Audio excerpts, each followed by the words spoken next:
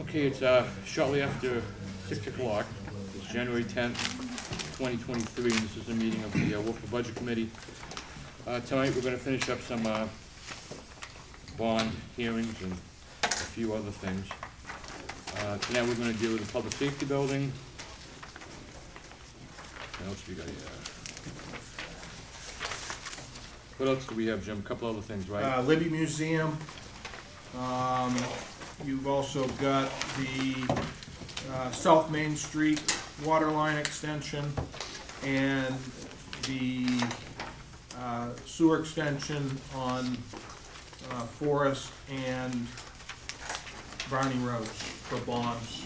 And then you've got a couple warrant articles that I've got to inform you about petition-wise. And then lastly, I believe you wanted to talk about the SRO warrant article, which was just forwarded to you by the Board of Selectmen.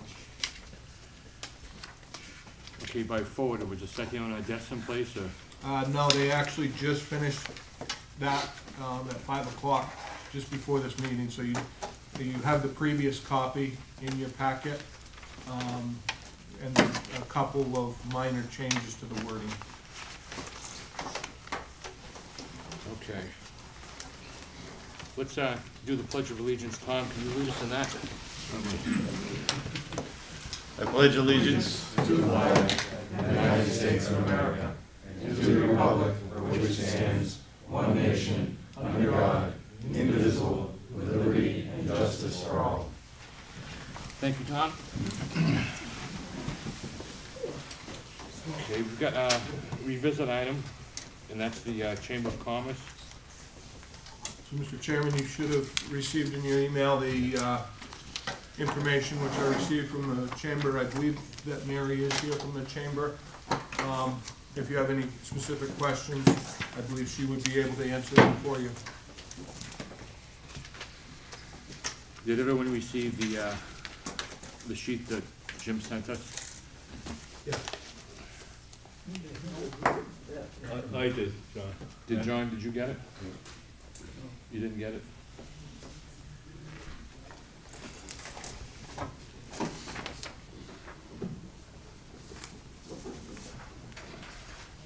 John, is that the second half of the first bit of information we got? Because it looks incomplete again to me. I didn't go hunting for the first half because I think, I don't think we should be chasing this stuff down anymore. And the information should be in the book at the beginning of the year. Okay. Are you all set with that, John?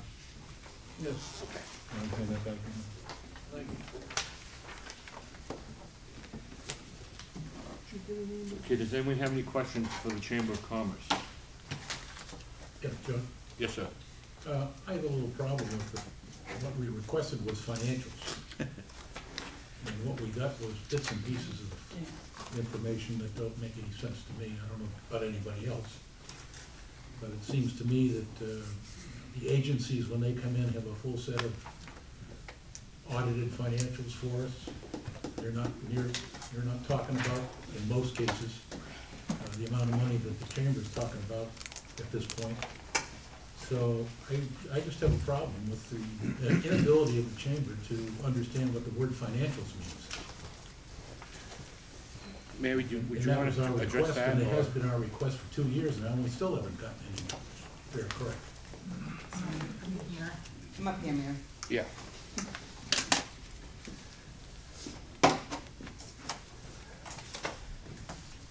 So could I go ahead and speak? Certainly. Okay, hi. So I first wanted to apologize for the delay in getting the additional information to you from what I had sent last month.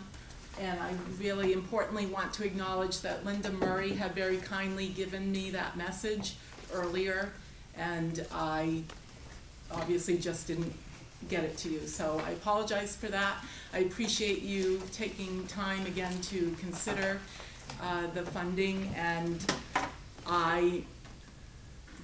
last year was the first year that we were asked through all these years to provide the financials, and I can completely see that it's basically, after this year, that I will right away make sure we understand completely everything that you're asking for, so you receive it in one document, should you consider this again in the future. But I don't have any excuse for that.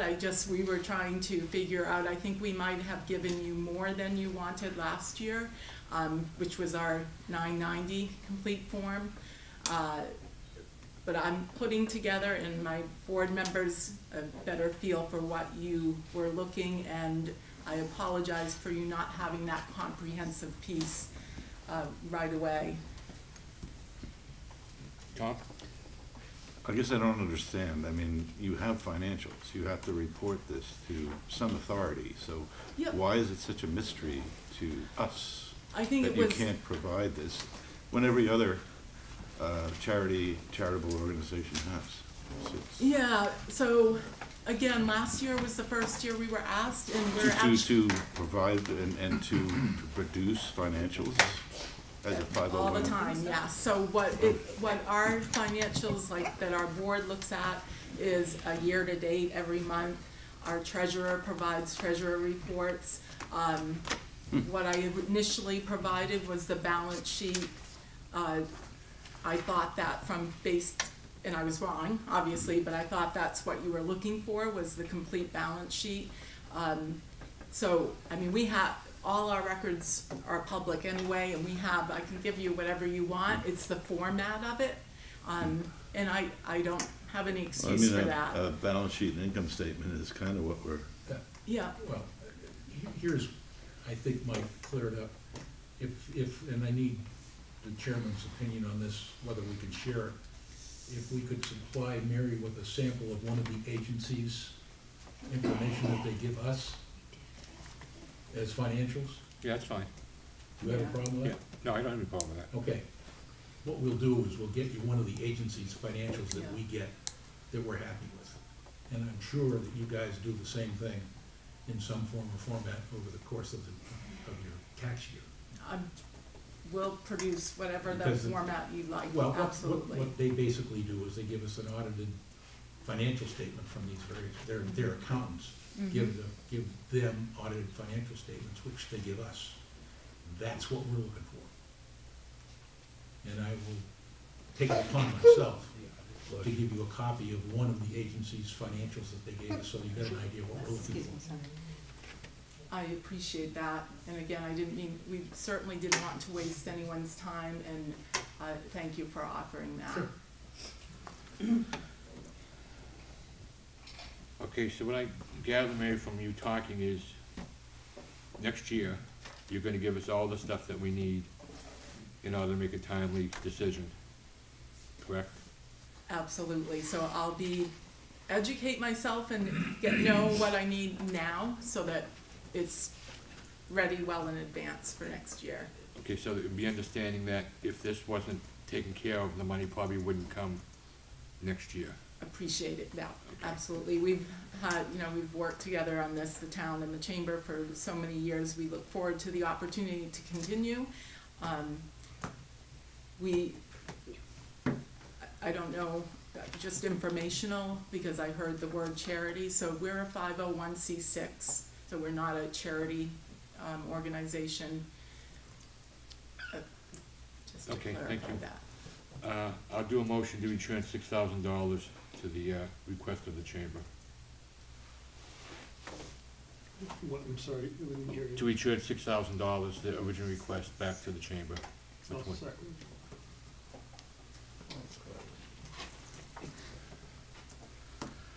Okay, I'll talk my motion. The chamber's been a big part of the Wolfeboro community for as long as I can recall. They do a lot of things that we don't have to pay for. They set up a lot of events, they do a lot of community activities. And I think this type of thing is something that we all can enjoy, the activities that they do. I think it's a good program, and I think the measurement of a good community, a healthy community, is the businesses. And we should support our local businesses through the chamber. Anyone else have anything to say? Comments or questions? Seeing that, I'll call the motion to replace $6,000 into the Chamber of Commerce request. Leanne, can you do a roll call, please? Bob Tuffer, Yes. Yes. John Burt, No. John McDonald. Yes. Tom Bell, Yes. Bob Mulholland, Yes. Brian Black, Yes. and Bob Lohman. Yes. 6 to. Motion 6. carries. Thank you, Mary. Thank you, thank you. Can I just say that all of the agency financials that are given to you are on the town website, so she could also look there if she wanted to jump on it. Just one point, Mary, before you, I'm gonna try to set up an appointment with you, me, and maybe the town manager. And I'll give you the financials and we'll just go through them so you understand what we're At looking your convenience, sure. for. Okay, Yep. thanks. Okay, Jim, where would you like to start now? Where would you like to go to now? You tell me, Mr. Chairman. Who do I want to stay the longest tonight? Why don't we jump right into the public safety building? Okay. So, public safety building. This project has been under review since 2017, when we reached out to architects to come up with a design for our public safety building. Just for your knowledge, behind you, there's some large-scale prints of the current footprint of the building. So as we're scrolling through this, if you have something you want to look at a little closer, it's right there. First of all, I'd like to thank the committee for this. A lot of hours of work. The committee consists of Luke Freudenberg, Selectman, Mark Libby, Captain of the Police Department, your own Budget Committee member, Bob Lohman, Deputy Fire Chief Nate Nichols, myself, Town Manager, Police Chief Dean Rondo, Kevin Schazenbacher, a citizen, Selectman Dave Senecal, again, your own Budget Committee member, Bob Tuffer, Fire Chief Tom Zotti, and Energy Committee Representative Eli Roxby. At this point, we have Banwell Architects. They are our architect that we're working with on the project. We've gone out to request for proposals for construction managers, and we're using CCI. They're the same firm that did the Pop Whalen Arena, and you've seen them around town doing numerous other projects. And our civil engineers are Norway Plains. All the documents from the history of this project are on the Public Safety Building website, which you can get from the town website right on the main taskbar. One of the interesting things about this project, as we've unfolded, there's been many renditions, and I think we are actually at the most elegant looking building at this point.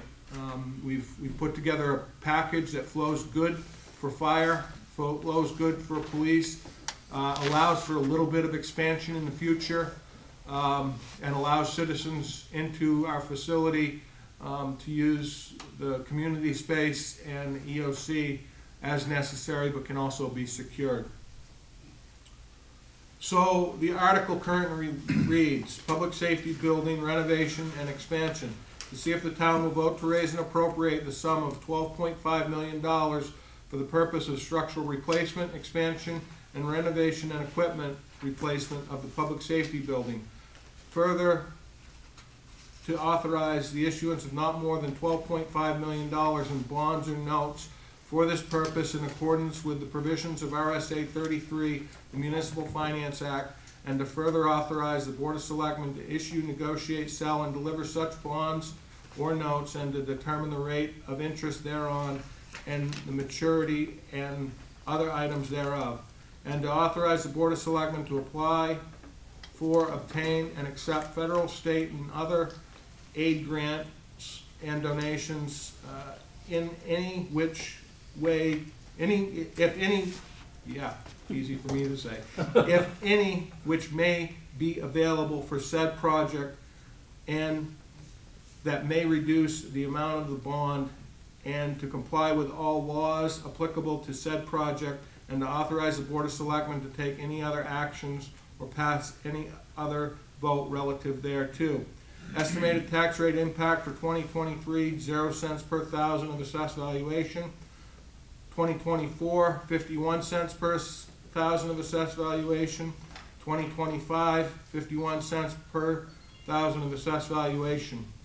Recommended by the Board of Selectmen by a vote of 5-0. And this has been reviewed by bond counsel. So what do we have for a problem? We've got a facility that has, both agencies have outgrown. The project on site is going to be challenging as far as phasing the construction. And one thing about phasing construction, that tends to be expensive and timely. So timing is critical to make all this go forward. We've got limited parcels of land for this a project of this magnitude. We've researched all of the properties that the town owns. We actually had some conversations with legal counsel about some properties that became available in town, but we were just simply too late to acquire said properties. No matter what we do, all options are going to be expensive, and the space programming requirements make it challenging on the site. However, I think the police and fire departments have done an excellent job in configuring the space on that existing piece of property, which works very well, allows for flow, and even a little bit of potential expansion in the future. So our solution at this point is to renovate and expand on the current location. One thing to note, this project will require attention to the substation sometime in the future. That's another project, but it's something that we have to address. And again, we're designing this with the future in mind for expansion. Architects are working with the engineers, electrical, mechanical, structural, civil, working with the town staff and construction managers, and we're working to develop a best bond price that we possibly can. Now, we're hopeful that the bond price actually comes down for the deliberative session, but there's a possibility that that bond price could go up. We did receive guidance from bond counsel, who advised that if we needed to adjust this bond upward at the deliberative session, we could do that. The good news is we will have definitive pricing from CCI, the construction manager, and the architects for that bond hearing. So if you review the 2019 master plan goals, resolve police and fire rescue facility needs, considering current and alternative locations, and unified or separate housing. I think the two chiefs can sit here and tell you we've done all of that. We've looked at every option possible, whether it's a standalone police station on another site, whether it's a standalone public safety building on another site, a standalone fire station on another site with the police remaining. We've looked at it all. And then again, going forward, we're going to have to look at a feasibility study for that substation at some point, because it's an absolute disaster.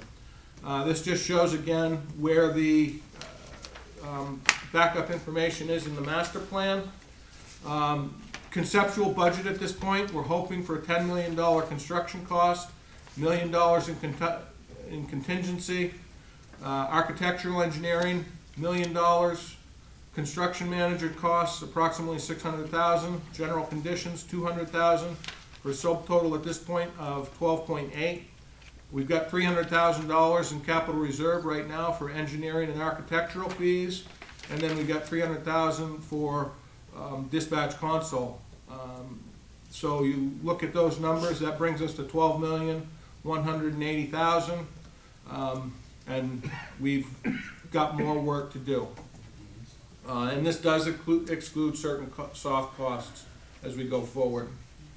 So back in June, we held a public input session where we evaluated 5 various sites. That ran through everything that we had done on this project to this point. It looked at a wide variety of options, and it came back from that public input session that to place the police department at the fire department substation site on 109 would be the best option and keep the fire department at the existing South Main Street location. So we as the committee took that and ran. Concurrent to this, we had an RFQ out for architects because we wanted to ensure that our architect had a sharp pencil and that we were getting what we wanted from our architectural services. As we move forward, the results of that June 9th public input session are here. It shows that of the people who attended, 19 showed this being the most valuable spot to put the building out on 109 at the substation location. Concurrent to that, on June 27th and August 9th, we had some public input sessions at our committee meetings. And quite frankly, we heard a lot from the citizens telling us they didn't like the idea of the police station being at that location.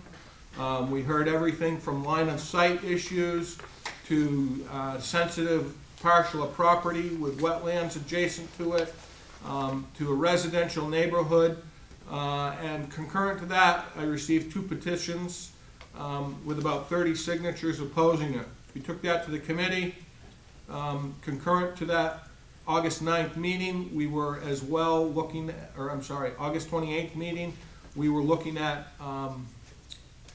architects, and we made the decision to transition from our incumbent architect to a new architect, who was Banwell. Main reason we chose them was the pricing model for their architectural fees. They had no upfront contracted price. They have at-risk work that they're doing here, and the takeaway is if the bond passes, we do pay them a little bit more. However, if we went with any of the other firms, we would have spent $300,000 to $400,000. If the article fails, we would be sitting here with no money to do anything else. So we felt that this was the best option to go forward with. The committee voted, and we moved forward and got a contract in place with Banwell Architects.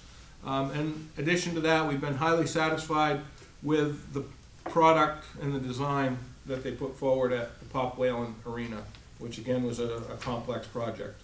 So what does the building look like? This is what the final building will look like. The apparatus bay that you see is 90 feet deep by 3 bays.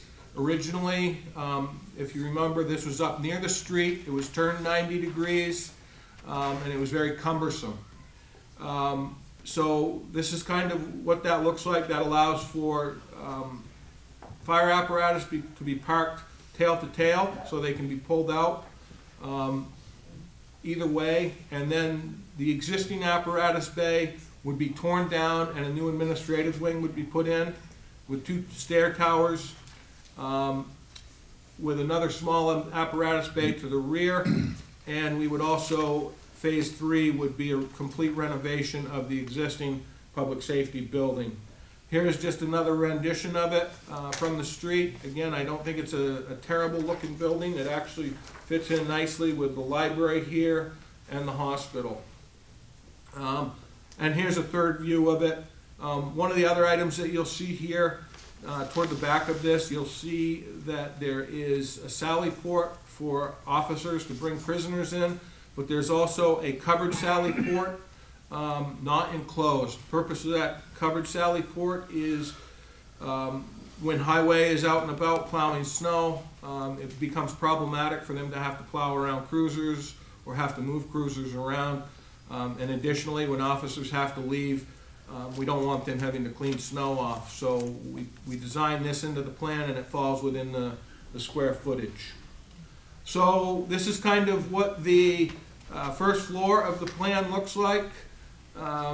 Pretty straightforward. Again, phase 1 would be that pink section that you see. That would be the phase 1 of the project. Once phase 1 is done, the existing apparatus bay would be torn down for the building of the new connector building between the existing administrative wing and the new apparatus bay. And that would be a two-story building. We did, working with CCI and the architects, we did investigate putting a basement under that. However, the shoring that would be required was cost prohibitive, so that got ruled out as of this afternoon. Second floor layout here, you'll see most of the blue section is law enforcement. They take up all of the second floor of the existing administrative wing, and fire is toward the rear of the new building that is constructed. The nice thing about this flow is it allows for a single elevator to provide services to the entire facility. It also allows for secure rotation in the police wing and the fire wing without any concern of issues getting out of hand with officers and whatnot. It seemed, officers, excuse me, prisoners, not officers. And so it seems to flow quite well as far as that is concerned. So here's a layout of phase one.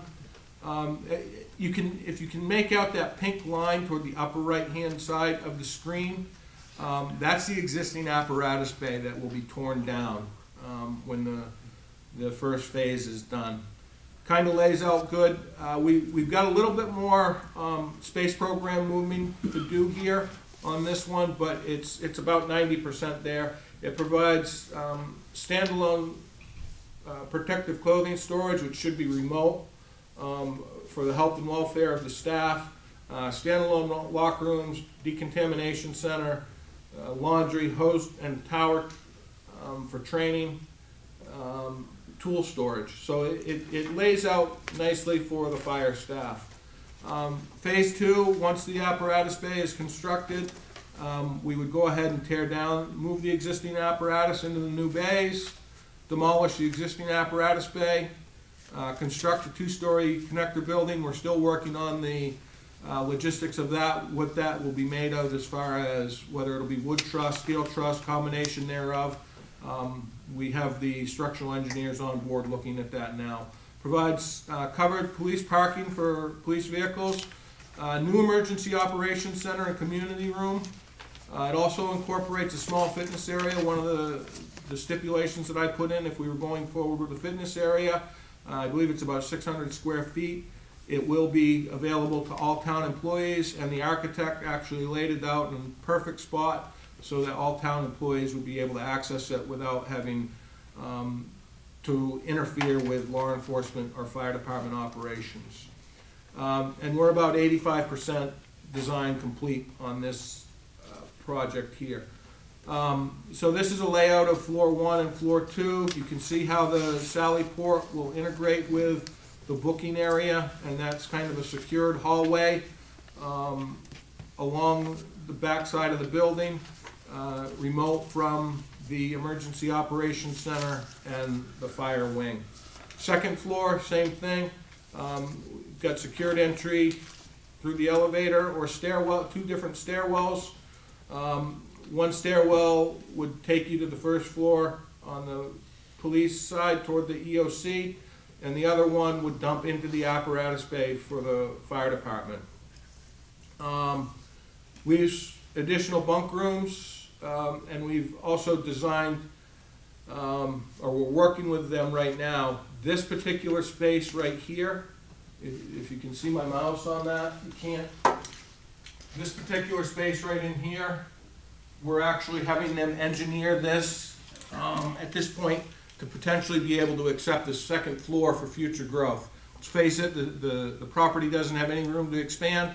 That's the only way we can expand in the future is at that point. So we're engineering that at this point to hopefully accept the second floor at a different time. We're going to price it at this time as an option, but it's most likely going to get pulled out and in favor of a different time.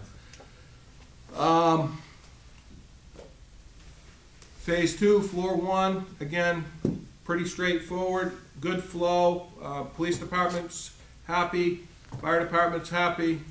We've nailed it down pretty good. Second floor, again, flow is good. So there's gonna be some questions, I'm sure, regarding why we can't use the existing apparatus bays. So we're looking at a project here where in the apparatus bay or in the main building, we're doing greater than 30%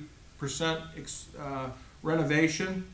And the structural assessment of the apparatus bays states that we're only have estimated snow load capacity of 40 to 45 pounds per square foot, which it's about half of what it should be based on today's code. So we can't utilize that for the existing building to renovate. We did look at replacement of the floor.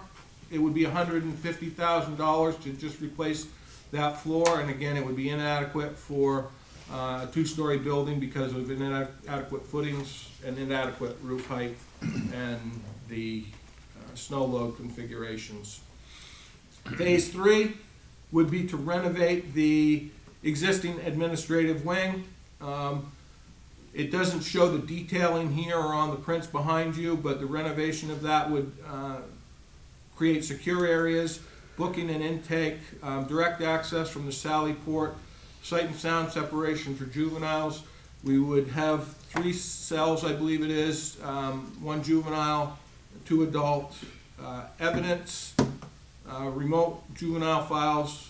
Dispatchers will continue to operate as greeters to the facility. And if we're lucky, we may be able to accommodate the upgrade of the dispatch center earlier in the phasing, but time will tell. Upon completion, the community room emergency operations center will be easily accessed from the building exterior while maintaining secure access around the facility.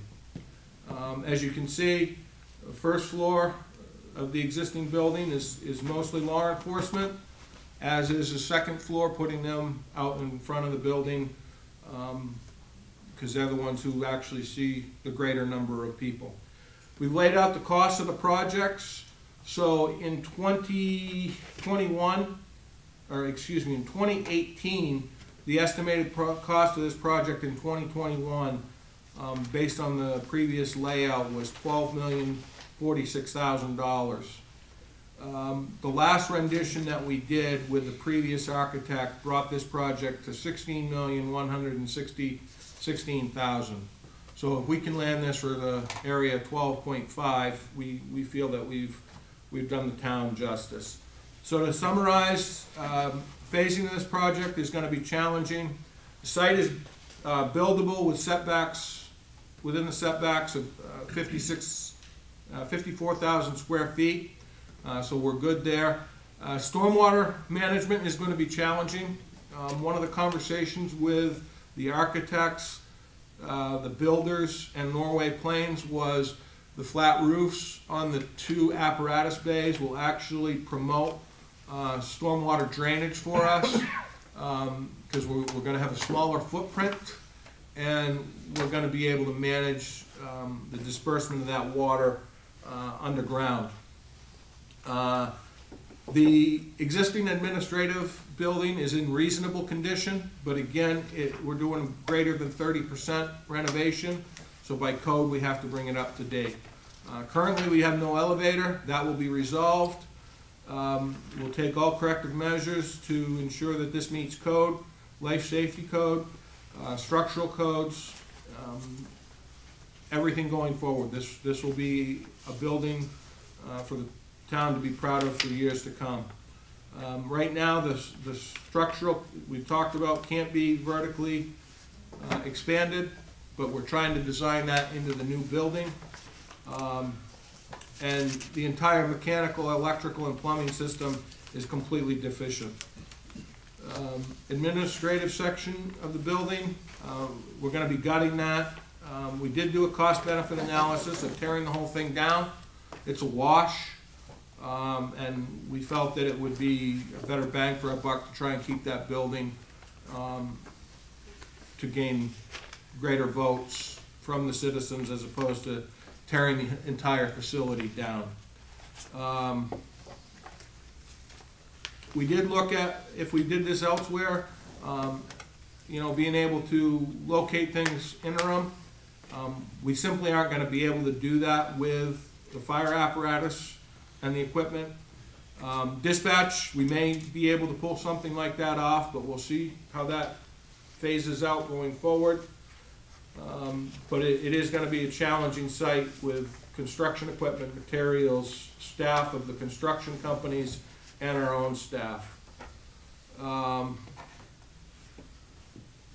Again, we've looked at standalone combination facilities, and we're right back to our existing public safety building, keeping them all under the same footprint. Again, currently estimated at 12.5 million, with 10 million of construction dollars. That breaks down to 29,850 square feet, which a per square foot cost is $335.01. 18 to 24 month construction period, and this will be require 3/5 majority, and we would anticipate, if this passes, having to come in and ask for additional soft costs such as technology, window treatments, potentially some furniture. We looked at the separated budgets, or separated departments, when we separated the departments out and kept the police station, or moved the police station to the water tower site or the 109 site, and kept the fire department at the existing location. That was $10,800,000. So we have essentially the same operating principle, keeping all these guys under the same roof for a cheaper project than what our previous architect was estimating for us. We did investigate a 30-year versus a 20-year bond.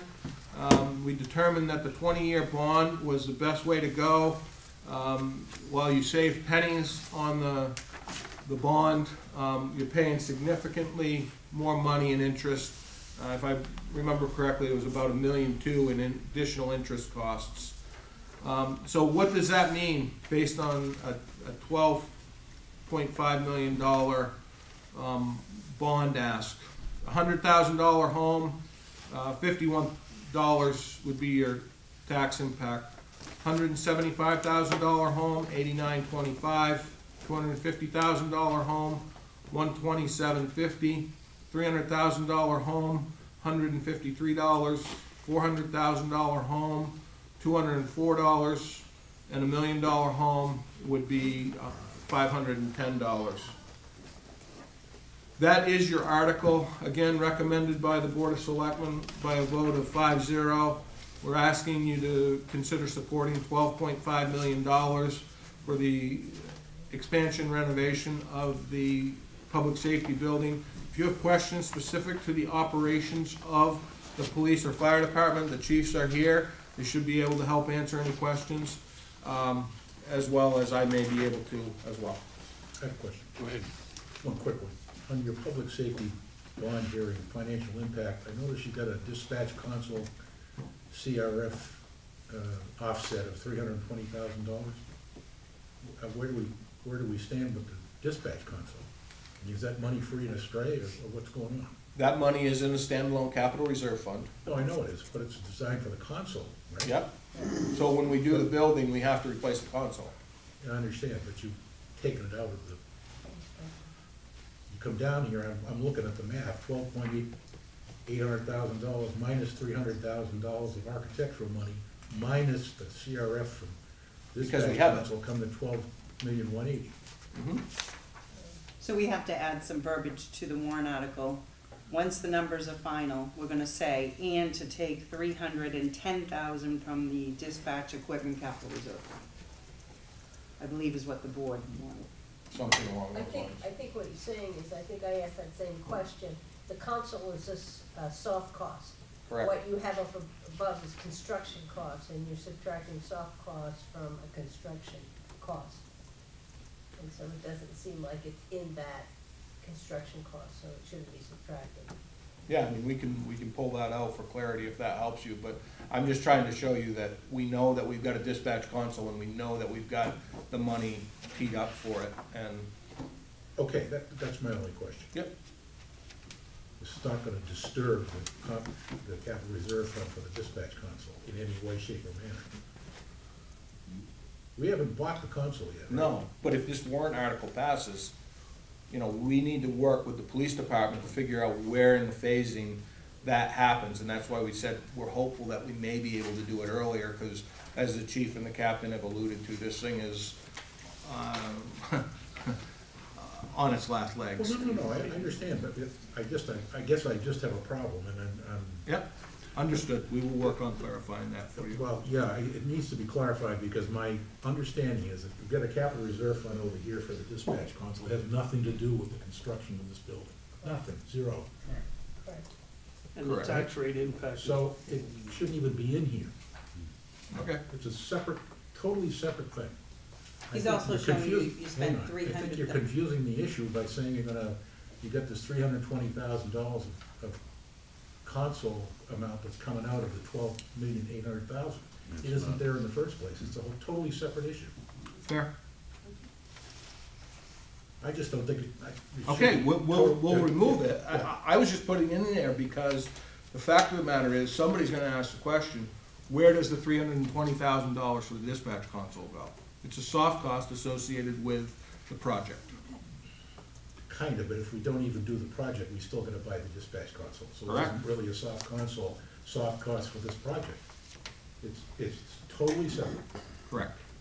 So therefore, it should not be considered a soft cost for this project, and therefore it shouldn't even be in this project anywhere. So the 1.8 million is really less, and the Yeah. 360 is out. Yeah, I'm saying that the math here, when we look at the public safety bond hearing, financial impact, that piece that was up there, it's right, it's in the packet that I'm looking at. The subtotal was 12.8, 10 construction costs, contingencies of $1 million, architectural engineering of $1 million, 600,000 construction, 200,000 general conditions, subtotal 12.8. Minus the architectural engineering money that was already approved by the voters, which was Correct. 300,000. I don't have a problem with that, because that's part of this project. The next line item is a red line item of 320,000, which is the dispatch console capital reserve fund. That has nothing to do with this project. It would exist if we didn't even consider doing this. Because the dispatch console is a needed piece. It's not a soft cap cost of this project in any way, shape, or manner. We can agree to disagree, but I understand what you're saying. You know, from the point of view of clarity, you know, people can ask the question, where's the dispatch console fund? Totally separate issue. We've got a capital reserve fund set up for it. Mhm. That's the answer to that question. But I Bob, really don't think it ought to be in the calculation of this whole project. so because Bob, it was you're not- thinking the total bottom line should be 12.5 million. Yes, exactly, that, in other words, the 320,000 should come out of there, and that Mhm. 12,180 shouldn't be 12,180, it should be 12,500. What Which the in warrant fact is article what they're says. asking for. Correct. But you know, if you look at this thing, it just, how does the dispatch console get in the middle of this project when it isn't part of the project at all? Mhm. It's a We totally will separate issue. remove it. I suggest that you might do that, John? for clarity Okay. purpose, and, Bob, go ahead. because you got me confused. Jim? And I'm Just sorry, have I didn't pick that up No, earlier it's fair. today. Earlier Fair today, I question. just didn't pick it up. Does the bond bank work the same way regarding the drop in cents per thousand? I'm thinking, we stated that it's 51 cents per thousand. When we get close to the end of this 20 years, it should drop down to about 25, 26 cents per thousand, right? Are they still wrapping us 2 interest payments a month, and so the interest drops faster than the principal? That's right. Okay. Yeah, so on year 10, this would be a 40-cent payment. Okay. Based on today's valuation. 40 cents per thousand, okay, thank you. And what year, Jim? Year 10. Jim, can we talk a little bit about soft costs? What does that include? So that would be like, New personnel? no, No? Okay. no, that would be Chairs, internet desks? technology, Chairs, desks, stuff like that, or? Potentially some chairs, desks, you know, that's one of the things that the staff will be doing going forward, is evaluating the condition of the existing furnishings and what can be repurposed and what needs to go away. But a lot of that is going to be internet technology, hardware associated with that. You know, hopefully we can roll most of the computers across, but the servers, all of that stuff, those are some of the costs that we anticipate. Now, would that show up in each department's budget, or would it be part of the computer section within the budget? That's a good question that we frankly haven't figured out yet. With Pop Whalen, we were able to capture it, but I'm not sure that we'll be able to capture it with this building, because the needs are gonna be significantly higher. And if this thing passes, that's gonna be one of the first things we do, is tie Block 5, our IT company, into this, because they need to be planning for this sooner than later. And that's one of the things we fell down on Pop Whalen, was it got them in too late. Do you have any idea, like I don't wanna say a guesstimate, but we've done the library over, we've done our town hall. Any ballpark what those figures might be? I wouldn't dare to guess. It would simply be a guess. Okay. Because Block 5 will have to analyze what can be repurposed over there and what needs to be replaced or upgraded. Technology-wise is what I was referring to. Okay. Casey, this tax bill from when we voted in 2021, is that when we're gonna start to see the increase on this year's bill?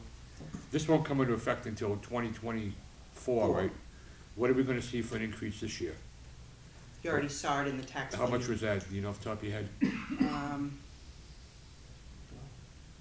do not remember. Well, the tax rate? Yeah, how much you, Are you asking? like, we put down 51 cents for the increase for the police department, fire department. I'm just trying to figure it out how much it's gonna be in the next couple of years. Because I think if we look at all the warrant articles, I think it was, what, 89 cents or? Yeah, we dropped 45 cents per thousand in the, our tax rate dropped 45 cents per 45 cents, thousand. okay. We didn't do all the bonds from last year either. Right, and some of it has the school in there. Yeah. I'm not prepared to answer a tax Yeah. question at this point. Anything's a lot. Jim, do we have any bonds that are gonna be falling off soon? I wanted to try and get an update of our debt schedule that was in the And this book somewhere. CIP, but I run out of time. Okay.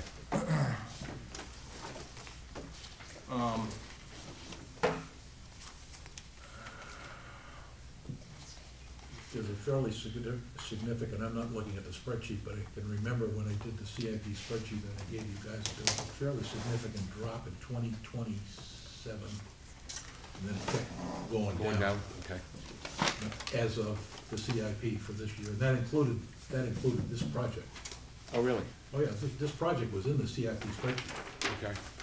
You think it's 2027? Yeah, somewhere, I think it's 26 or 27 is a fairly significant reduction in the debt All right, I service. finally found it. I think the R&D side. We're catching up. Sorry? with I think the rapid infiltration basin is up. and So- 4 or 5 years ago. To answer part of your question, I think, you. in 2023, the increase in debt service was, we saw an increase of $376,000 in debt service increase in 2023. Okay, thank you. Any other questions on the public safety building? Okay, Jim, thank you. Wow, that was easy. Okay, next one is the Libby Museum. I'd like to invite a couple people up here because they're gonna have more information on this project than what I am gonna have. I will go through the basics of it, but Attorney Raymond, who is representing the Friends of the Libby Museum, Lauren Hammond, who is representing the Friends of the Libby Museum, and Terry Knowles, come on up, who's representing the Charitable Trust. Jeff O'Connell. Who? Jeff O'Connell, And Jeff O'Connell, Friends. Friends. Friends of the Libby Museum. Casey's gonna be handing out some documents for you. There is an adjustment that needs to be made to the language of this warrant article, which is going to bring an additional $70,000 of Schroff money in to reduce the burden on the taxpayer. But that's not tied into this article at this point. So, the Libby Museum renovation and expansion. See if the town will vote to raise and appropriate the sum of $4 million for the purpose of structural repairs, equipment replacement, expansion, renovation, and engineering of the Libby Museum. Further, to authorize the issuance of not more than $1,490,000 in bonds or notes for the purpose in accordance with the provisions of RSA 33, the Municipal Finance Act, and to further authorize the Board of Selectmen to accept at least $2.2 million in donations from the Friends of the Libby Museum for this purpose, and further to authorize a withdrawal of $310,000 from the previously established Libby Museum Expansion and Renovation Capital Reserve Fund.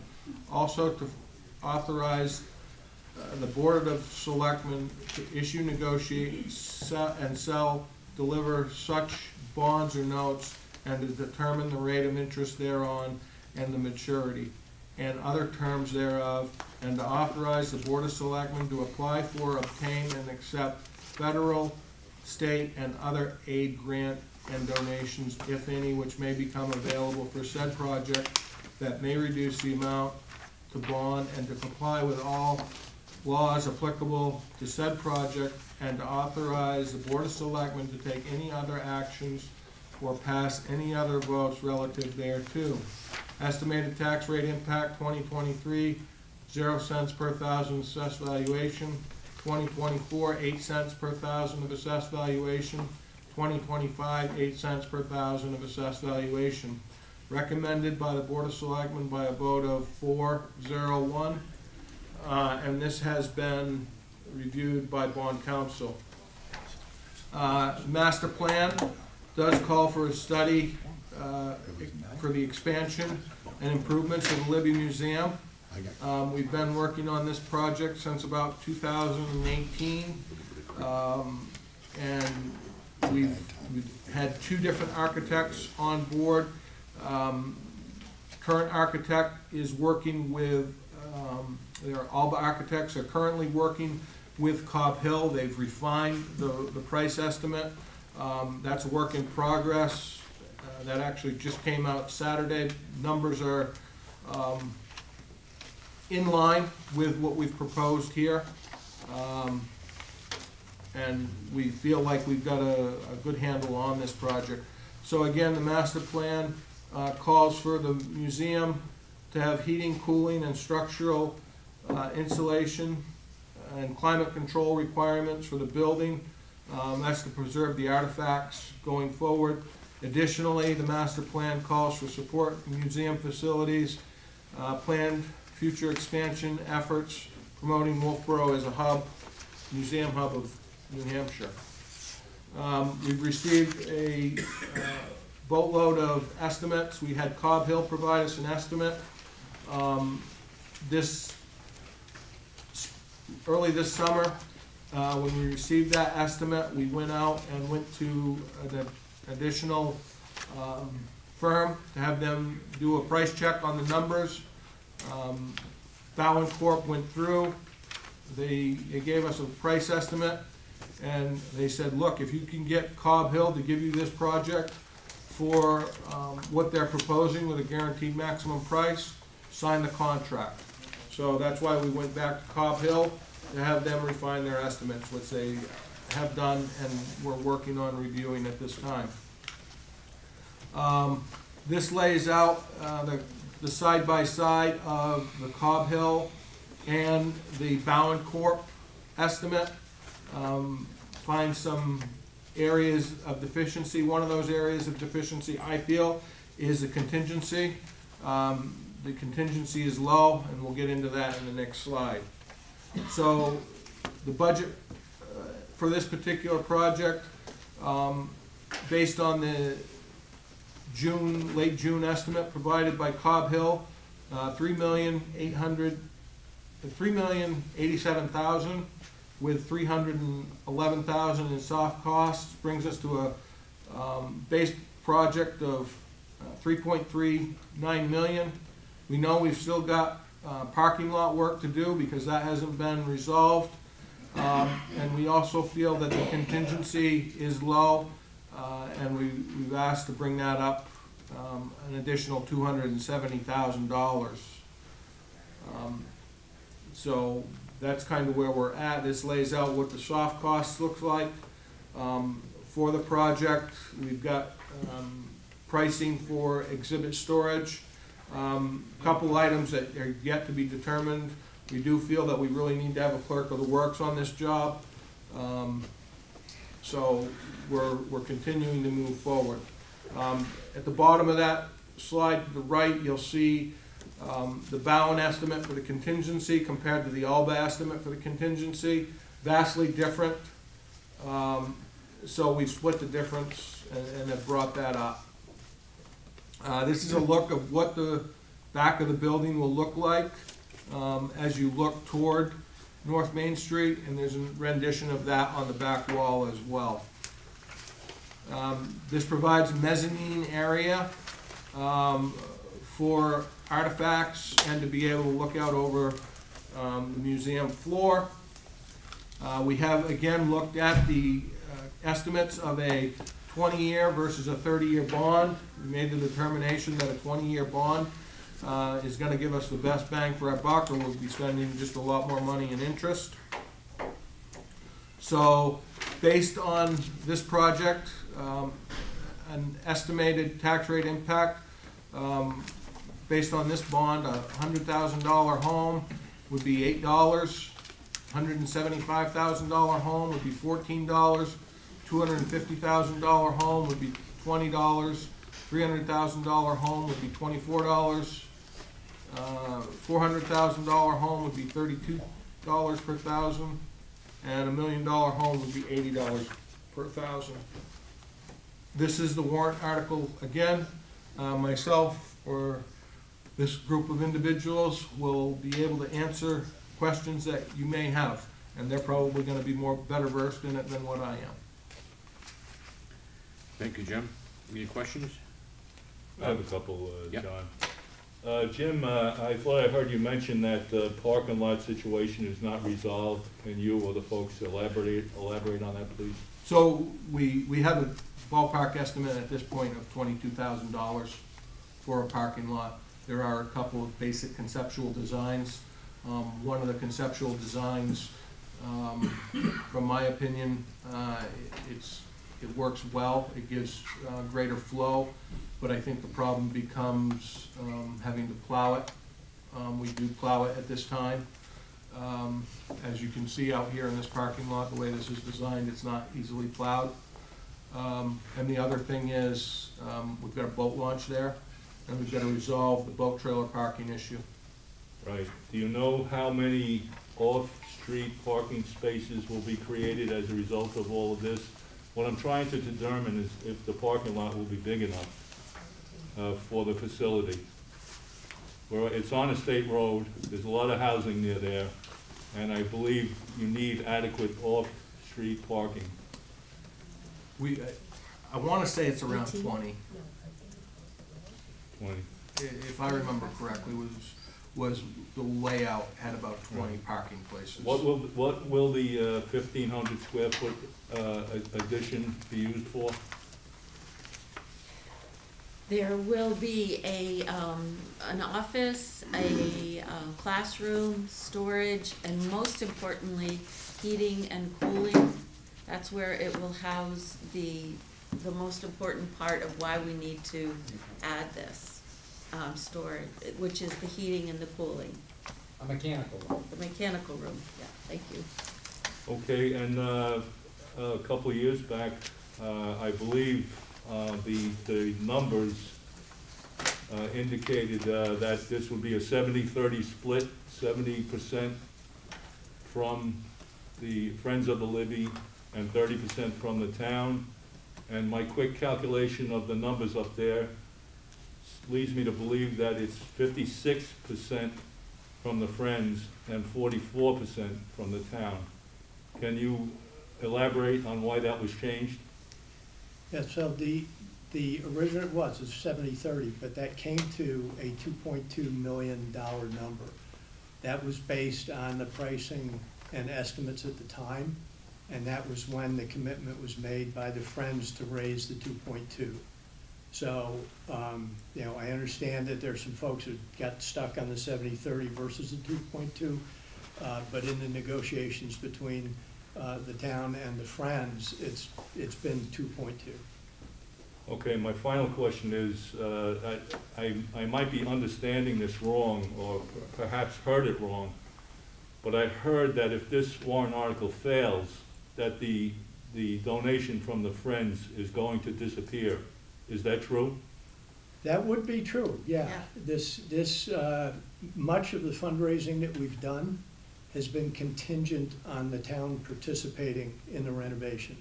And that, quite frankly, was the sort of back and forth as to how much the Friends would be able to commit to raising. So there are contingent pledges, and that's great. I'd have my colleagues here speak to the whys and wherefores, but there are sort of two parties in this solution that we've cobbled together. One, a very voluntary participant, which is the Friends, and now over 500 donors who have made commitments. And then there's perhaps a reluctant partner, but who is in fact the obliged party, which is the town. And so many of the pledges we received in our discussions with donors were that the donors, you know, made it contingent. They said, we are fine with giving, we are fine with making a commitment.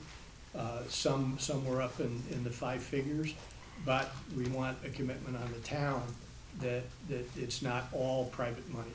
Well, it appears to me that the selectmen lived up to your memorandum of agreement with them, but it's also possible that the voters may not like this. So the reason why I'm saying this is a get it done now or we're gonna pull the money, it kind of puts a squeeze on people a little bit, I would think.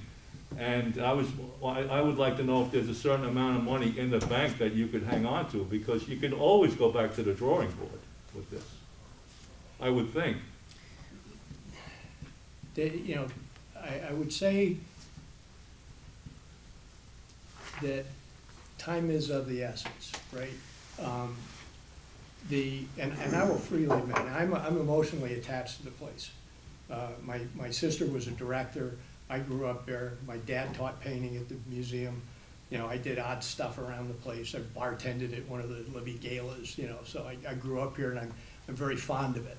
But I've got to put my emotion aside, and I will admit, current condition, it's kind of a dump. And so then the question becomes, you know, why do we want to put money into it? Well, there's a want and a need, a requirement, if you will. And again, I would defer to my colleagues here as to the requirement part of it. But quite frankly, the place doesn't have long to live, given its current condition. You asked what that caboose on the back would do. You know, there was functional rooms and other things, but part of what that structure does is actually it's going to be holding up the rest of the place, physically. So there's no longer, quite frankly, I think realistically, a deferred maintenance option on the place, because it's going to fall over. Well, what also I was thinking, if you could reduce the size of that, I mean, air could, you know, HVAC being inside a building, you know, I think you could actually correct that with enough mini splits and outside units, and then you hang the inside units on the wall. You know, so I'm thinking perhaps you could reduce the size of that addition and the cost of the project. And I've read all the reports on this. I read the Bergeron report, 2010, I believe, and there are others. I think there was one from the 70s. I know that your biggest problem is mold and mildew, and the place, the walls got, in certain areas got black every springtime when you went in there. It would be nice to dehumidify the place year-round, there is no doubt about it. I don't remember, in the Bergeron report, I don't remember this building being near collapse. The biggest problem back then, which was corrected, I believe, were the tie rods and the turnbuckles up in the ceiling, which I believe were corrected. But it's kind of scary when you say you need an addition on a building to hold the main building up, because then it's making me think that perhaps the main building should go. Well, So I think I can clarify that a little bit. So the problem with the building is there's no internal lateral walls. And the building moves as a system. And that's all well and good. But what the architects and the engineers are recommending is this building on the back will actually secure it and prevent that lateral movement of the building as a system. So the turnbuckles are doing what they're supposed to in keeping the building moving as a system. If those turnbuckles weren't there, the building would continue to move, but it wouldn't be as a system at all. And I think when they did the analysis of coming in with a smaller addition, that was a very viable option. But it was not an option for the Friends, so that's why it got backed out. Okay, thank you very much. That's it for me, John. John, Yes, sir. and the Board of Selectmen have not agreed to only 2.2 million for a donation from the Friends. That's not a true statement. We were hoping from the beginning till now of a 70-30 split. It's written in our MOU. They didn't produce the funding that they anticipated they were gonna produce. Yes, there was a price escalation, but that means that the town is gonna pay more, and the Friends should pay more too, and we should stay at the 70-30 split, but that's not what's happened. So it looks like the taxpayers are going to have to put an extra 14% of the project compared to where they were. And most of the studies do show that the building is not in dire needs and is not going to fall down. There is, we've been pushed that a large donor who donated $1 million will disappear, but we haven't been told that the rest of the funds that they have will disappear.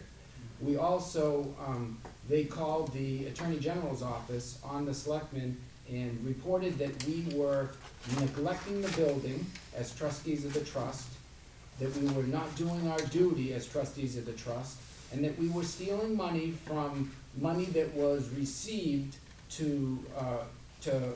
we were supposedly getting money for the use of the ramp, and that money was supposed to be spent to better the museum, and in reality, we had never taken any money for the ramp in fees over any of the years. So I took it quite personally when we were told that as selectmen and trustees that we were misappropriating funds and that we were neglecting the building.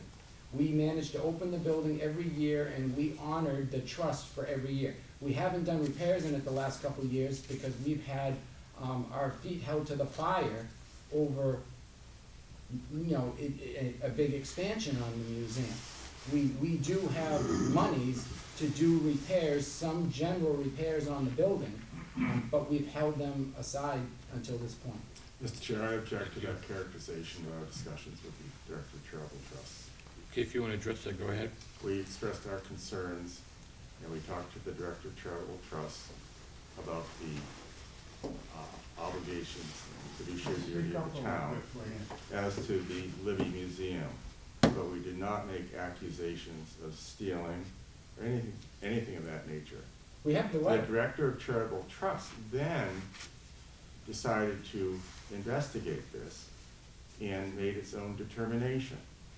But our information certainly did not extend to those types of allegations. Thank you. The other thing I would point out is that by the trust and the obligations of the trust. It's not just the building, it's the contents. It's the, you know, might be threadbare or worn, but it's the collection as well. And so part of the objectives of the build is not just to keep the building up, but also to do the HVAC and those sorts of things that would protect the collection. Thank you. Mr. Chairman? Yes, sir. Okay. A question, in the warrant article, it talks about the Board of Selectmen to accept at least $2.2 million in donations from the Friends of the Libby for this purpose. Is that conceivable? Yes. Yes, absolutely. All right. Yeah, we were within 95,000 of the target and should have Okay. that done in 6 weeks. Let's assume that. I just did some calculations here. If we want to maintain the original MOU of understanding, then that $2.2 million, if it's real, and I'm going to take your word for it, that you're close to it and it'll happen, that means that that 2.2 represents 70%, according to the MOU, of a number, which is $3.14 million. I submit that the very first thing we ought to do is to consider the $3.14 million as being the number that we're going to look at in total, rather than the $4 million, because to Bob's point, we are now, if we do it this way, it's 56-44, which is unfair to the taxpayers. The selectmen entered into a memorandum of understanding with you folks at 70-30 and ought to stay that way. The fact that the cost escalated, the fact that you've had trouble raising money, that's all No, part we of the don't have any ballgame. trouble raising money. Okay, I'm gonna assume the $2.2 million, but I'm also gonna go back to the original memorandum of understanding and say, let's reinstitute it so that you people, that $2.2 million will represent 70% of the total amount to be bonded, which is $3.14 million instead of $4. So I will admit I was not part of the MOU discussions, but my understanding is that the MOU is 70% of the ALBA quote. And so it was tied to that quote. It was not tied to other quotes. It was 2.2 million of that. Do you have a That's what I copy of the understand. MOU? I know for a fact, because I helped negotiate it. You came in at asking for the 2.2, it was a 2.9, and that you'd raised 2 million. And I, at that meeting, said, well, that's almost 70-30. Are you willing to do 70-30 on the cost of the project, not of 2.9 million? Well, we have an MOU, and I do believe there is a line item in there that changes that. No, I mean, I didn't bring that, I didn't realize we were gonna go back to that, but I was part of it. It went on to say it was 30% of the cost of the project. Mr. Chair, if you'd like, I can submit. Go ahead, sir. I can submit you a copy of the MOU. I don't want to characterize this from the negotiations because it wasn't there, but it says in 2019, all of our architects presented a project estimated to cost $2.9 million for the restoration and a modest expansion of the Libby Museum. And then it goes on to talk about the cost. And the last sentence of that paragraph is consideration to cost escalation from the 2019 estimated price of $2.9 million has not been considered for this MOU. So one interpretation is that the obligation was 70% of that number, and the MOU does recognize, I think, that there could be an additional cost, but in Friends' interpretation, their 70% was of the Alber estimated amount. Now, as to the understanding of the parties at the time, I can't speak. I'm only looking at what the MOU says, and if you'd like, I can present this for you. Jim, they're talking about, what's this Alba amount and the other amount they're talking about? What are these different cost estimates, or what were they? So the MOU was built under the Alba estimate, who is the architects, based on the 2019 design. that's where that number came from. Attorney Raymond is correct in what he's saying, but, you know, I think the takeaway is that provision of the cost escalation could be applied to both parties. Now, the Friends of the Libby came in front of the Board of Selectmen, made their case based on the current cost estimates, and the Board of Selectmen accepted it, knowing full well that it was a different split than what they had originally agreed to, and I believe the premise of that was because they had a large donor who was going to be going away if this was not placed on the warrant. Therefore, the board decided to place it on the warrant and let the voters decide. No? Linda? We decided, as you can see, we could sit here all day and argue about the MOU. And I, as a member of the Board of Selectmen, said, I don't wanna argue about it. This is all you have. It's 50-40. The community knows that there was a 70-30. We put it on the warrant, and it's a voter's choice on whether they wanna do it or not. It doesn't, we're gonna have, we have very different interpretations. I can go back and show different renditions of the MOU, but that's not gonna get us anywhere. We have a project in front of us. We all know that there's some kind of a need there to address what's going on there. They have $2.2 million. That's a significant amount of money. And I think it's, the voters should have the opportunity to say, yeah, I wanna take 2.2 million, or no, I don't. And that's, I was one of the ones who said, I want to put it on, I don't want to argue this. We put it as a 56-44, and it's a voter's choice, and it's for the voters to tell us what they want us to do. Quick question. Thank you, go ahead. So, I just want to Linda's point about that 2.2 million from the donors, I know you said that that's firm, that you're gonna get it. I'm a little weary of that, because we just did this with Pop Whalen. Some people in here probably know that those donors came up short, at least as I understand. I'm just saying, I'm comparing, that's the concern I have. It's a lot to ask the taxpayers, and that doesn't come forward, it doesn't come through. That's the concern I have. If I could. Go ahead, Jim. One of the interesting things about this is when this goes to the bond bank, before the bond bank will endorse this and give us the money, the Friends of the Libby Museum will have to provide a surety that such funds are available. The Friends of Pop Whalen had to provide a surety that those funds are available. So regardless, come June 30 of 2023, Friends of Pop Whalen have to make that contribution, and they provided backup data as to how they would do that based on their communications with bond counsel to get the bond approved. These people would have to do that very same thing.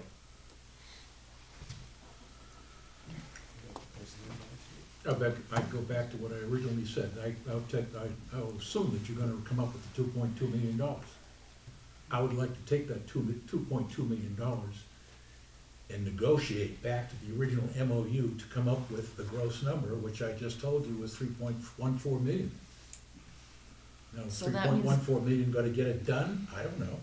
You tell me.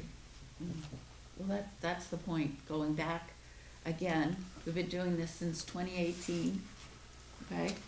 And, to change everything, to redo, there's a lot of cost involved with that. We've been working on this for 4 or 5 years now to make this happen the best possible, and as well as we have a plan to take over the museum. A lot of the townspeople want to get out of, we have submitted a business plan. We have also an endowment fund to run the museum that we've started. So the Friends have been really active in trying to get this to happen.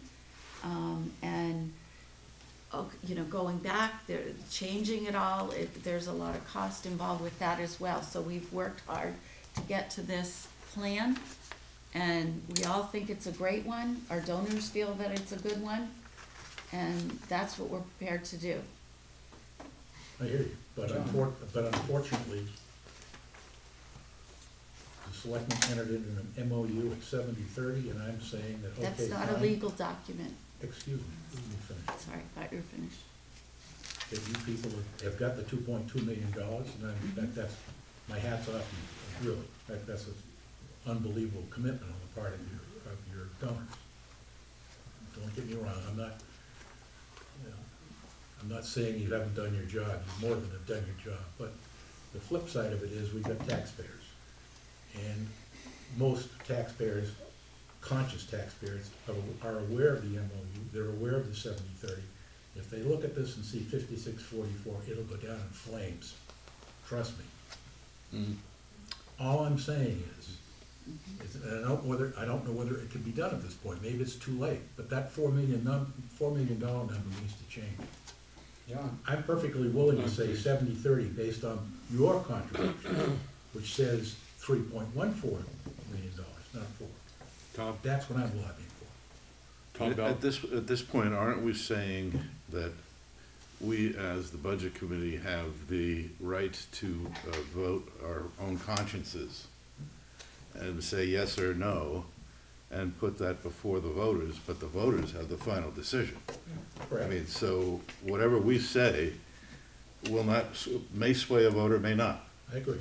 So to go back, and I think to Linda's point, to try to massage this thing to get it back to where it was, we can say, we can be 0.5 or 0.9 or whatever we are, in favor of, or not in favor of this, but then the voters could say, the heck with you guys, you know, we agree to pay it. So I'm at this point saying, maybe we ought to just vote our own consciences, but then let the voters decide. I don't have a problem with it. Okay. I don't have a problem with it. I just have a problem with the way this warrant article's written. I've got a major problem with it. I've got a major problem with us ignoring the MOU that the selectmen entered into way back when. And I'm trying to offer a midpoint, assuming the $2.2 million is there, that it should represent 30% of $3.14 million, which is a fairly hefty amount of money to do what needs to be done over there at the levee. That's all I'm saying, and that's all I'm Takes suggesting. 900 grand out of it, right? And I'm sorry? it takes $900,000 out of it, out of the $4 million price tag, right? So then we're going all the way back to square one with a redesign, you know, you know, I would agree that, you know, maybe it's not gonna fall over tomorrow, but time is of the essence. I agree. And you know, part of the sell, quite frankly, was an emotional one to the donors and with the participation up to 2.2. We've got, you know, we've got probably some upside in that. You know, but not I think the disruption of going back to square zero where we've got to disassemble and have new architectural plans done, you know, to take $800,000-900,000 out of this would be, you know, would basically blow it up and we'd be starting all over. All of us would be starting all over. Good. I don't want to overstep, I'm just making a point. I don't want to overstep my role as an attorney, but I just was present in some of the early discussion, I'm sure you remember that. One of the benefits of some of the features they're adding on naming rights, and that was part of the earlier discussion. If you lose the facilities that get named, you lose donors. So the cost savings in cutting out some of this extra areas may be more than, I mean, less than the lost donors you get. People want naming rights, and that's one of the deals. So it could be a false economy. I understand the argument on the 70-30, but there's a practical side of fundraising. I'm trying to be a servant of the taxpayers, that's all I'm trying to do. It's not a mathematical equation sometimes. Good point. John, I just wanted to clarify a few things. The business plan and the feasibility study that they did was only because the Board of Selectmen required it. And the Board of Selectmen, there was a member who worked with them. Alana Albee told me at a meeting that there is a plan to take over the Living Museum, but it could be as long as 15 years down the road. And at the last meeting, I asked about the endowment. There is an endowment that needs to have, according to the Friends, $1 million in it for them to take it over. They have $35,000 in it. Can I address that? Go ahead. So, our focus has been on raising the 2.2, and that's where we put all of our effort. Yeah, there's only 35,000, that's seed money, as we call it, seed money, and we have no concern that we'd be able to raise $1 million.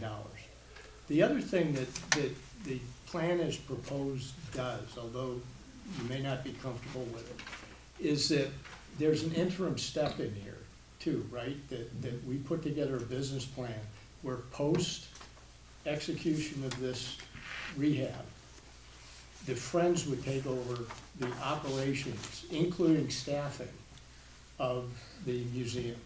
All the activity, the staffing, in effect, the town would become the landlord, maintenance, utilities, that sort of thing. So there's a lift off of the town from a normal budgeting perspective of taking that, and the Friends are gonna fund that. But what it does long-term, that 5, 10, 15 years, depending on how quickly we can get to that $1 million, what we're doing for those who want to get out of the museum business is proving and growing to the point where the town has a viable successor from a trustee perspective. Right now, the town does not. And this gives a path forward to get exactly to where you want to be, which is out of the museum business. All right? But there's not another plan that'll do that.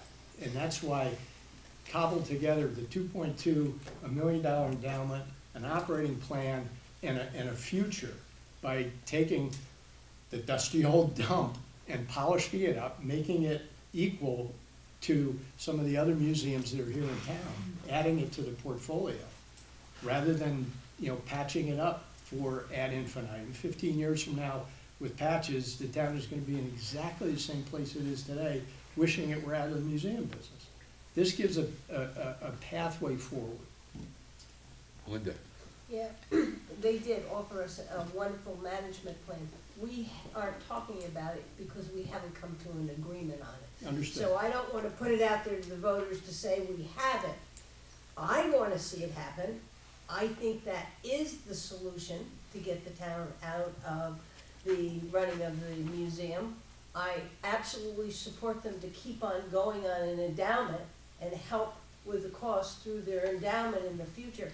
That's a wonderful plan and I support it, but we don't have it enough in place for us to say that that's gonna happen with this warrant article. And I'm just Understood. sorry to say that, but I don't wanna go down a road that we don't have documentation for. Mr. Chair, Yes, sir. I can submit, I'm not sure you want to read it, I can submit the management plan that was presented and the Board of Selectmen comments that Spinio put in a letter, which are very good, but it shows that it's still a work in progress. And if you like that, we can submit it, but I'm not sure you want to sit here and read it. John, one last question for you. Yes, sir.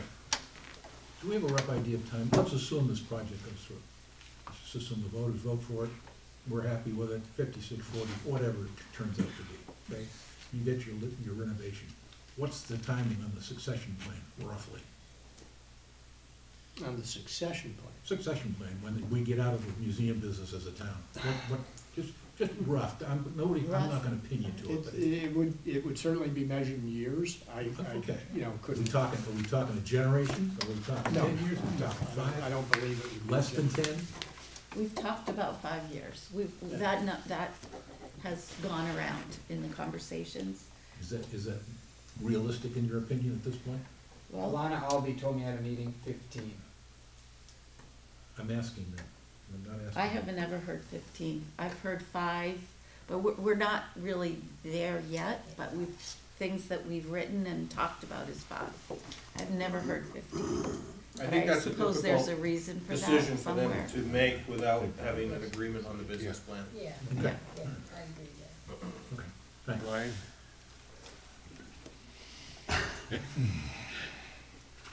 No, my comment is the whole public-private partnership for any of these large projects,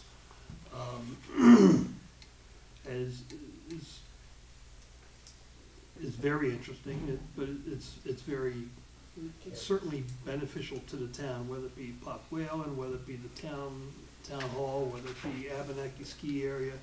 These are all town assets, including Libby Museum. Right now, it's a town asset. You know, so if we didn't have these special interest groups supporting these to a certain degree, none of these places would exist. Certainly, the town hall would not have been renovated. We wouldn't have the facilities that we have at Abenaki. Whether they entered into a 70-30 agreement, or, you know, they don't have any control over the cost of the construction. That was an agreement that was entered into some time ago. You know, that's stuff that just needs to be, if they say that that's the most they can do, then the town needs to decide, you know, what we can afford. You know, so, but No, I agree. my comment is it's still an asset of the town, and, you know, none of these projects would get done without any special interests. John? John, I have several mundane questions. First, I'm concerned the fact that you backed up from the 70-30 agreement. Secondly, how many people come there on an average day in the summertime? And do you charge admission? And so on an average day, what's your income? Do you have answers? So we do charge Beg your entry. pardon? We do charge entry into the museum. I believe that last year, it was about 4,000 visitors attended the museum. I don't remember the scale of what the costs for entry are. If I may. They don't have the answers? So through November of 2022, we took in $7,000 so far. How much? 7,000 7,000 that they earned. through November, yes, and since they're closed, That's that's probably peanuts. the annual. Thank you.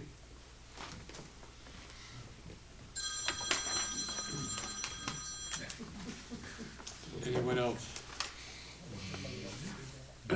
Thank you for providing this, it's very interesting. I hope you get this out to different people.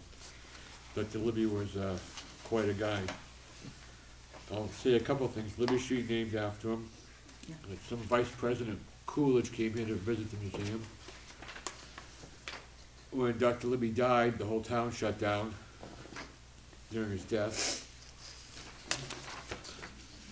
I've grown up with the museum. My grandchildren have gone to the museum, and there's some things that are right for the community, and I think this is one of the things that's right. We should support it. That's just my opinion. I don't play pickleball, I don't play tennis, I don't ski, I don't ice skate, but I do enjoy the museum. So, thank you. Any other questions? Sounds like a Billy Idol song. Yeah. And John, when you pass, we'll close the town for you. No, you'll be partying, I'm sure, if I pass. So, thank you, Jim, though. And thank you folks for coming in, and good luck with everything. Thank you for your time. Thank you so much. What's next, Jim? Okay, the next two should be pretty quick. So the next article is water main replacement, South Main Street at Center Street to the Smith River Bridge, State Revolving Loan Fund. To see if the town will vote to raise and appropriate the sum of $2 million for the purpose of replacing vintage water mains and on South Main Street from Center Street to the Smith River Bridge. I do. Funds shall be utilized for engineering fees and water line replacement. The amount of $1,690,000 shall be funded from the Water Enterprise Fund. This expenditure shall not result in any increase in the tax rate.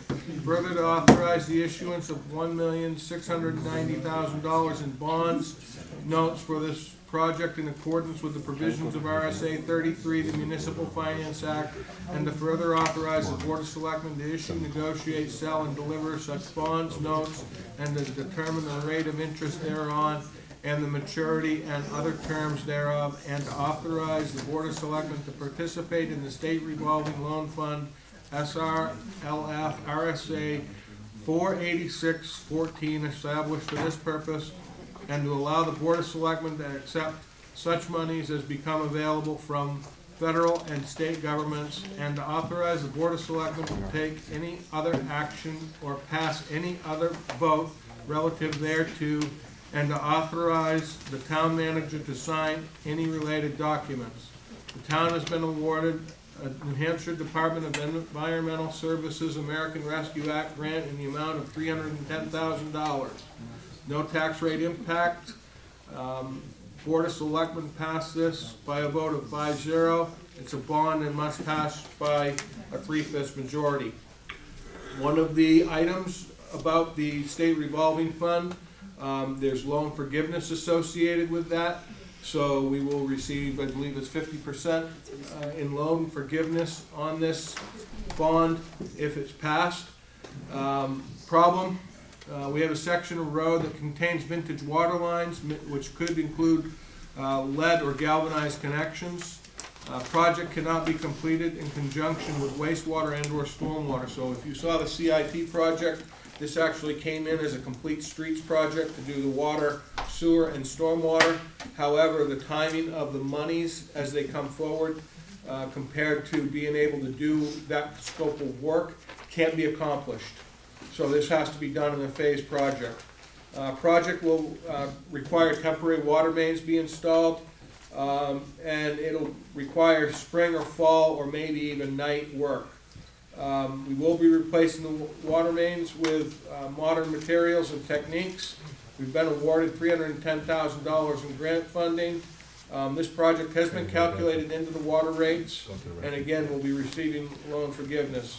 We have a current scope of work that's teed up, ready to go, with a series of 8 tasks. The first 4 tasks are to provide final bid documents with 7 and 8 to include ARPA funding and construction management services as we go forward. Here's a cost breakout of those tasks for the engineering firm, and that's the premise of this article. If this passes, we would anticipate the engineering would go through this summer, and the project would probably take place during the spring of 2024 and potentially the fall of 2024. Can try to answer any questions you may have. Jim, maybe Linda can help me out. Linda, didn't we do this like 15 to 20 years ago, up past the laundromat? No, this one is going from the, Center Street down. Center Street to, going down in front of the, town hall down to the Smith River Bridge. Down that way? Down Yeah. across, okay. Yeah, the other one was going, Center Street. Center Center Street. Street, This is okay. the other one, and this is the real old vintage line, Yeah. that could be 100 years old. Absolutely. Yeah, over 100 years old, and if you ever seen it, it's that old clay pipe, they're just, Yeah, I remember David had a couple of yeah, samples of it. those are the ones, that's what's here. My wife's a lawyer. Okay, any more questions for that one? Okay, I guess we can move on. Sewer line extension, Forest and Barney Roads.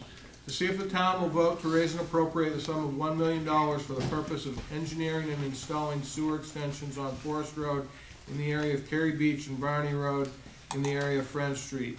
Further, to authorize the issuance of not more than $1 million in bonds or notes for this purpose in accordance with RSA 33, the Municipal Finance Act, and to further authorize the Board of Selectmen to issue, negotiate, sell, and deliver such bonds or notes, and to determine the rate of interest thereon, and the maturity and other terms thereof, and to authorize the Board of Selectmen to apply for, obtain, and accept federal, state, and other aid grants and donations, if any, which may be available for said project, and that may reduce the amount to bond, and to comply with all laws applicable to said project, and to authorize the Board of Selectmen to take any other actions, to pass any other vote relative thereto, and to authorize the town manager to sign any related documents.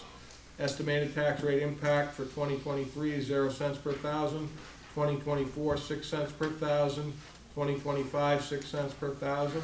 Recommended by the Board of Selectmen 5-0, 3/5 majority required.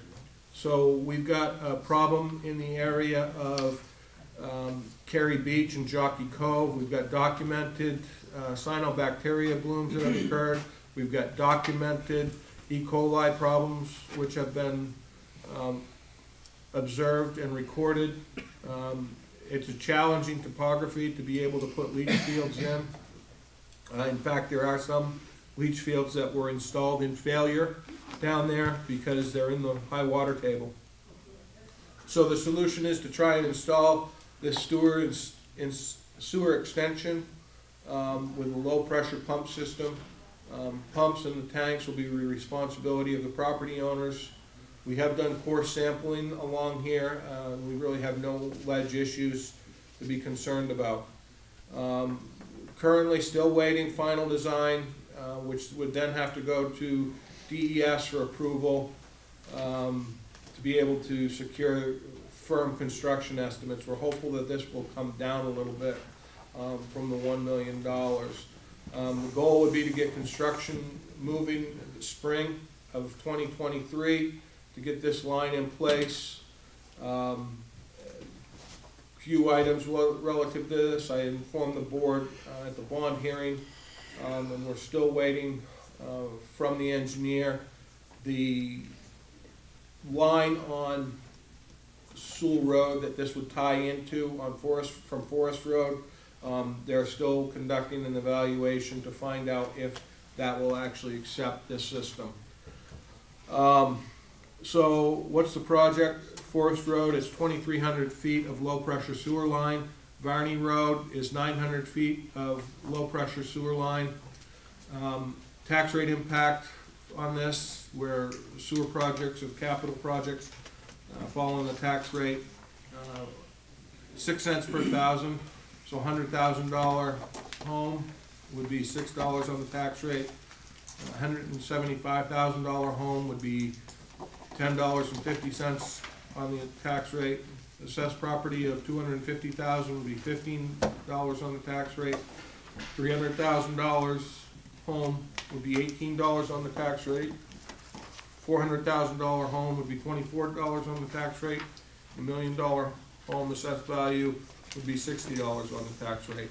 We have reached out to legal. We've verified that we do have the authority to make people connect to this low pressure system, both by RSA and ordinance. And this summarizes the warrant article for sewer line extensions on Forest and Varney Road as approved or recommended by the Board of Selectmen by a vote of 5-0. I can try to answer any questions you may have. How many new hookups is that gonna be on So Forest Road?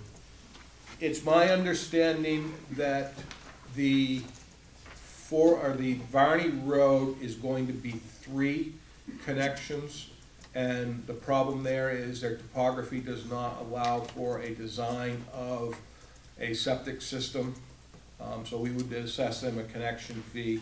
Again, we don't know the costs of the installation yet, and I'm working with the engineer. The original number on Forest Road, I believe, was 18. However, that may be scaled back. We are still hopeful to get numbers by the end of this week. Tom? Yeah, some of these warrant articles, the embedded costs are in the users, you know, the overall users' costs. Why is this a bond with taxpayers actually paying? So traditionally, because the sewer system covers so few people, all capital projects on the sewer system are shared by the complete tax base. That's the way it's been for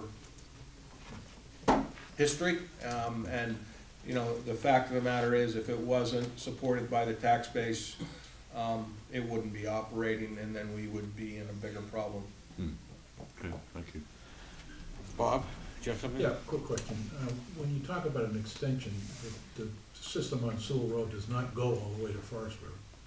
So this extension is gonna pick up those people on Sewell Road who are not currently connected, is that correct? It could potentially pick up a couple of connections on Sewell Road, which I believe was factored in by Horizons Engineering.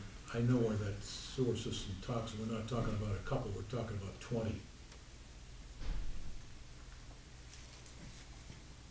The sewer lines have recently been extended Well, on yeah, Sewell, so there was an extension that was put in, and this is, much it further was- towards Forest. there was a private extension that was put in that the town took ownership of, and we are looking to tie into that Okay. extension that is existing now. That, I forgot that, yeah, I forgot that private extension. Yeah, I know who did it, that, John? we're down to 5. Oh, no, just think about, Linda? Yeah, I just want to say that I've done a lot of work on this, and this is really, we have a big problem in Jockey Cove.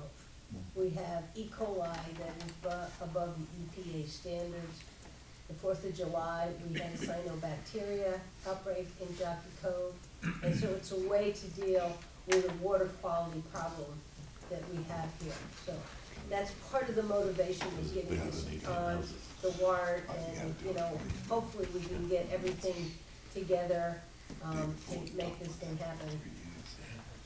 Yeah, Bob? absolutely. Sorry to see you go. Yes, I'll try and make this as quick as possible. I've already spoken to this. So I have, in my hand, I have the permit between the New Hampshire Department of Environmental Services and the town of Wolfeboro, which expired on 12/27, but there's a new permit being worked on right now that would extend this out a year.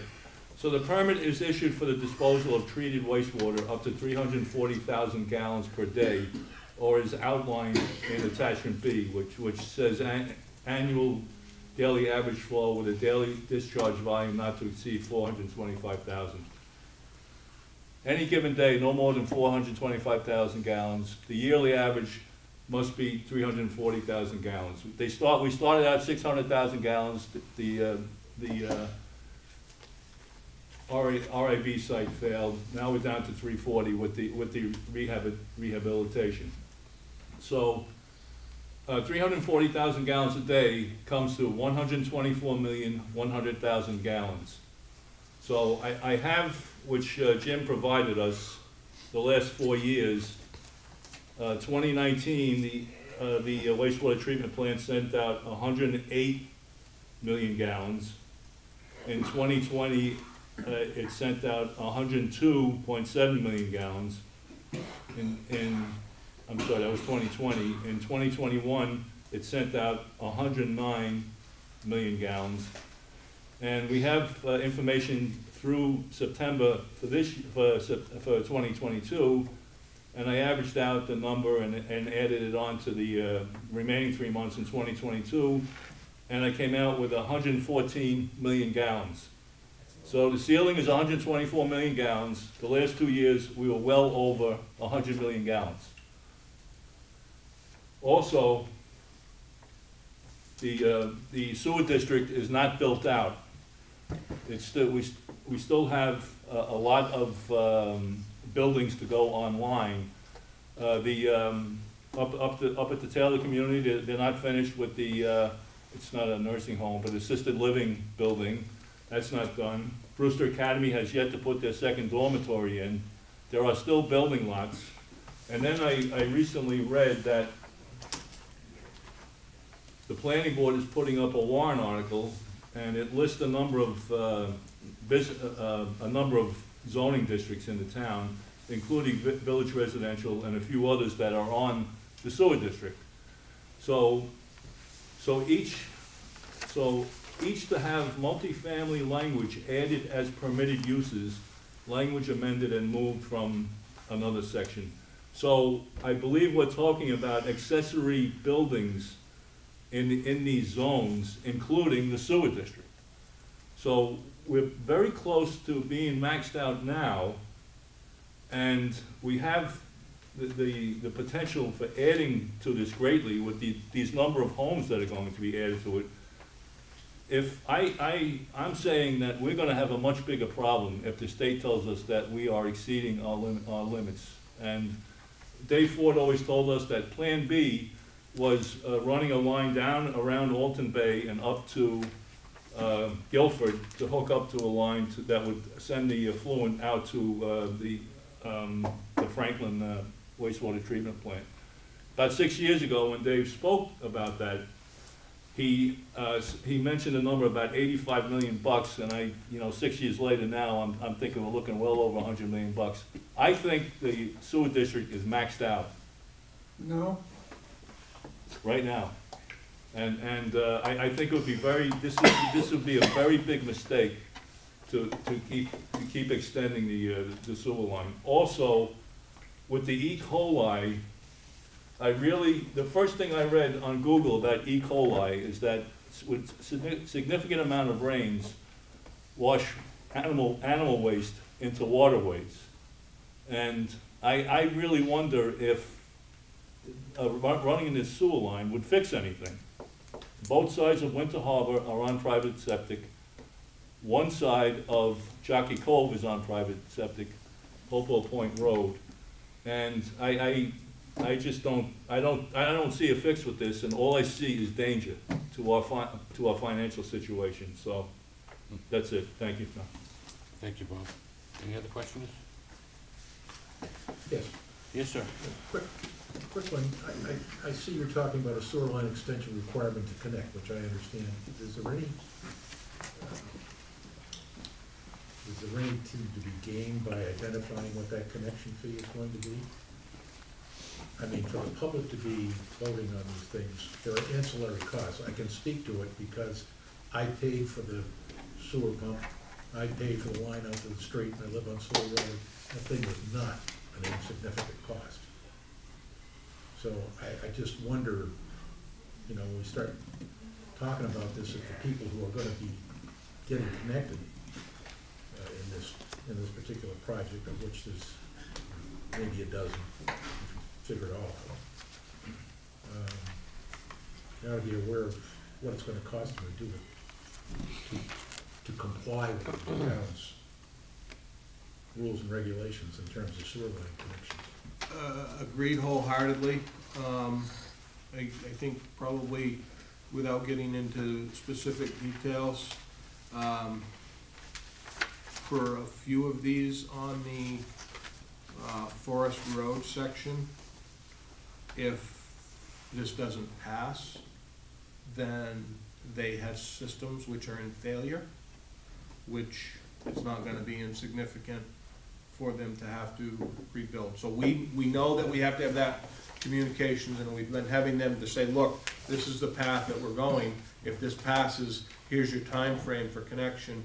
If this doesn't pass or this gets pulled at any point, here's your time for resolution based on state RSA.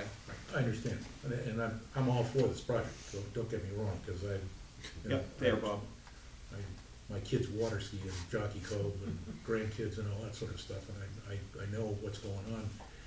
All I want to be sure of is that the people that are gonna be getting connected are aware of the ancillary costs that they're gonna have to shoulder. The connection fee is one of them. The one that's gonna kill them is when they discover what that pump is gonna cost, and the pit, and the line out to the street. Mhm. We're talking And a lot of money. Yeah, so we've been having conversations with the engineer on this project fairly regularly. And that is an action item that they have, if this thing goes forward, is to begin those communications with them regarding hookups, et cetera. Do we need to let them know ahead of time? So They are that, actually voters. yep, no, that's a fair question. I think, the takeaway is we've got a couple, one more hurdle to get through, and once I get through that hurdle, we'll know and make those calls. I just want those folks that are gonna be affected by this to know what the real costs are gonna be for them. Yep. In addition to the wonderful, now we're connected up with the sewer system, we don't have to worry about our leach field anymore.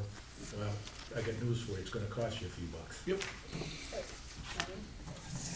Linda? Yeah, when I was working on trying to see if we could get some of the septic system passed, we had DES come out and look at the area, and they were in favor of running the sewer line.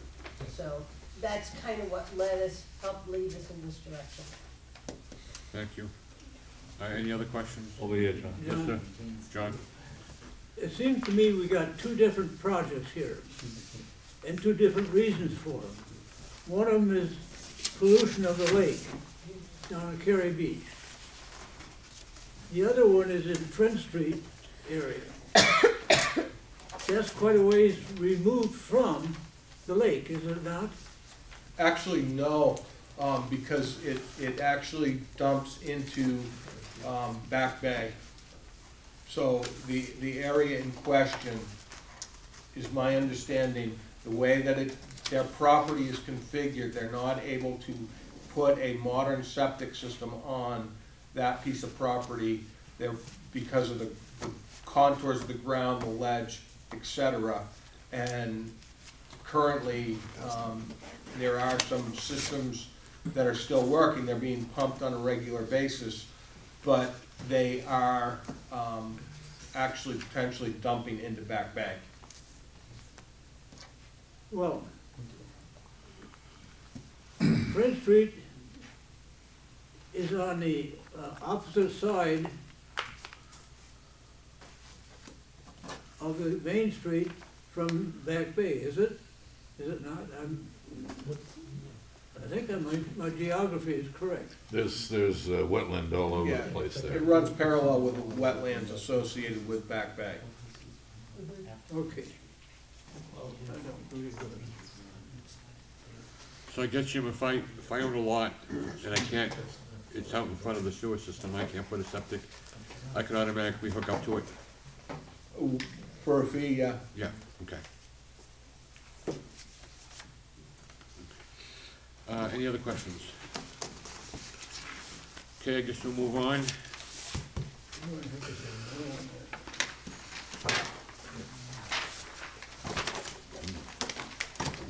Blue screen. This is interesting. I haven't yet. It is interesting. Feel it is. So I believe the last item is the SRO. I believe there's commission and police here. You have that article in front of you. It's gonna take me a minute to pull it back up. Is it now budget, or is it now warrant article, or what? It's a warrant article. Okay. I think the last one we got was change it to a warrant article, I think. From the budget to warrant article, I don't know. I think I've been kicked off. I can read the school one if you'd like. Thank you. Article 7, to see if the Governor Wentworth Regional School District will vote to raise and appropriate the sum of $55,080 for the purpose of creating a new regular school year position of School Resource Police Officer, SRO, for Kingswood Complex. The school board recommends this appropriation, majority vote required. Not part of this document, but I was told it was voted 6-1-2 abstentions last night. So I do believe in your package of warrant articles, you have the warrant article for this. There were a couple of terminology changes, I'm just trying to get to the page right now. so I'll read it. To see if the town will vote to raise and appropriate the sum of $72,706 for the purpose of creating a new position within the Wolfeboro Police Department effective June 5th, 2023. During the regular school year, this position shall be assigned the position of School Resource Officer, SRO, for the Kingswood Complex. The remainder of the time outside the regular school year, this position shall be assigned as a Town of Wolfeboro Police Officer.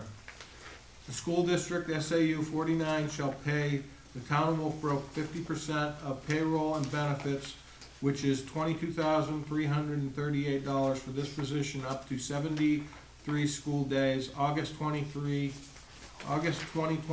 through December 2023, as outlined below. This position shall be created and filled only if both the town and school warrant articles number 7 from the school district pass. If both articles are successful, this position shall be fully funded in future years, with the SAU paying half of the payroll and benefits for up to 180 school days as outlined above. This is, what is the assessed? You have the assessed cost? 2 cents. 2 cents per thousand, and I believe the vote was, you have the vote? 4-0 with 1 abstention. 401. And the police commission and police administration are here to speak on behalf of this article. Casey, what's the revenue from the current one that we have? What revenue? What was acquired in The revenue for the current SRO that you have, it's 50%, but I don't have the number. It's in the ballpark, About $50,000. Okay, what's the revenue? Not about, what's the revenue for? Shouldn't it be on a revenue sheet? On the, It's part of the miscellaneous income from police, it's not broken out separately, and it depends upon how many days they actually go to school. okay, so it's not, we're paying so much a day. They're paying so much a day. That is correct. Do you know what that figure is? John, 308. it's 306, I'm pretty sure. It's on my form It's here. 306 prorated, $306 for 8 hours.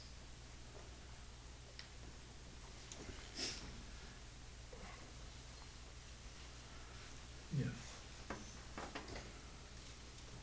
Okay, so do we bill them once a month or something, or how does that work? Just the town, I don't handle that, but the police officers do. How often do they pay? Quarterly. What? Thank you. I do just want to make a note that was brought up earlier. We are budgeting from August to December, which is like almost a half a year, because we're on a calendar year. They're budgeting for a full year because they're on a fiscal year.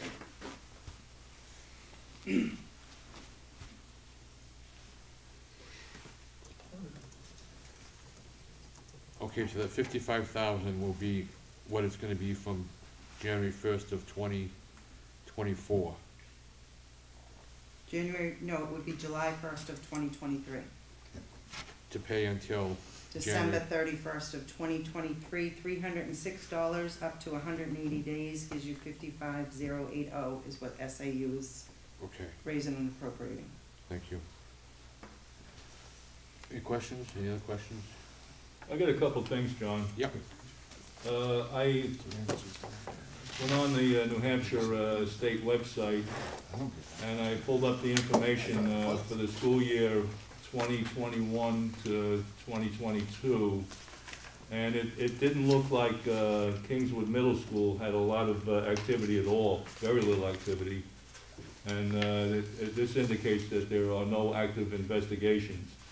So I think the worst thing I saw in here, if you give me a moment, they had 3 incidents related to drug or alcohol use, violence, 2 cases of disruption, 9 cases of defiance, 2 cases of inappropriate language, all other incidents 1, and then 10 in-school suspensions and 10 out-of-school suspensions, but all of the major crimes, I think they were zeroed out. I don't see a lot of activity here. The middle school, this report indicates the middle school has 354 students, which is a little less than half the high school. And I think we established that the last time the commission was here, that the school district does not have its own security force. And I wonder what effect that would have on the other 4 grammar schools. I would think the parents in the other 4 grammar schools might not be too happy about this situation, because they obviously would be looking for some help for themselves.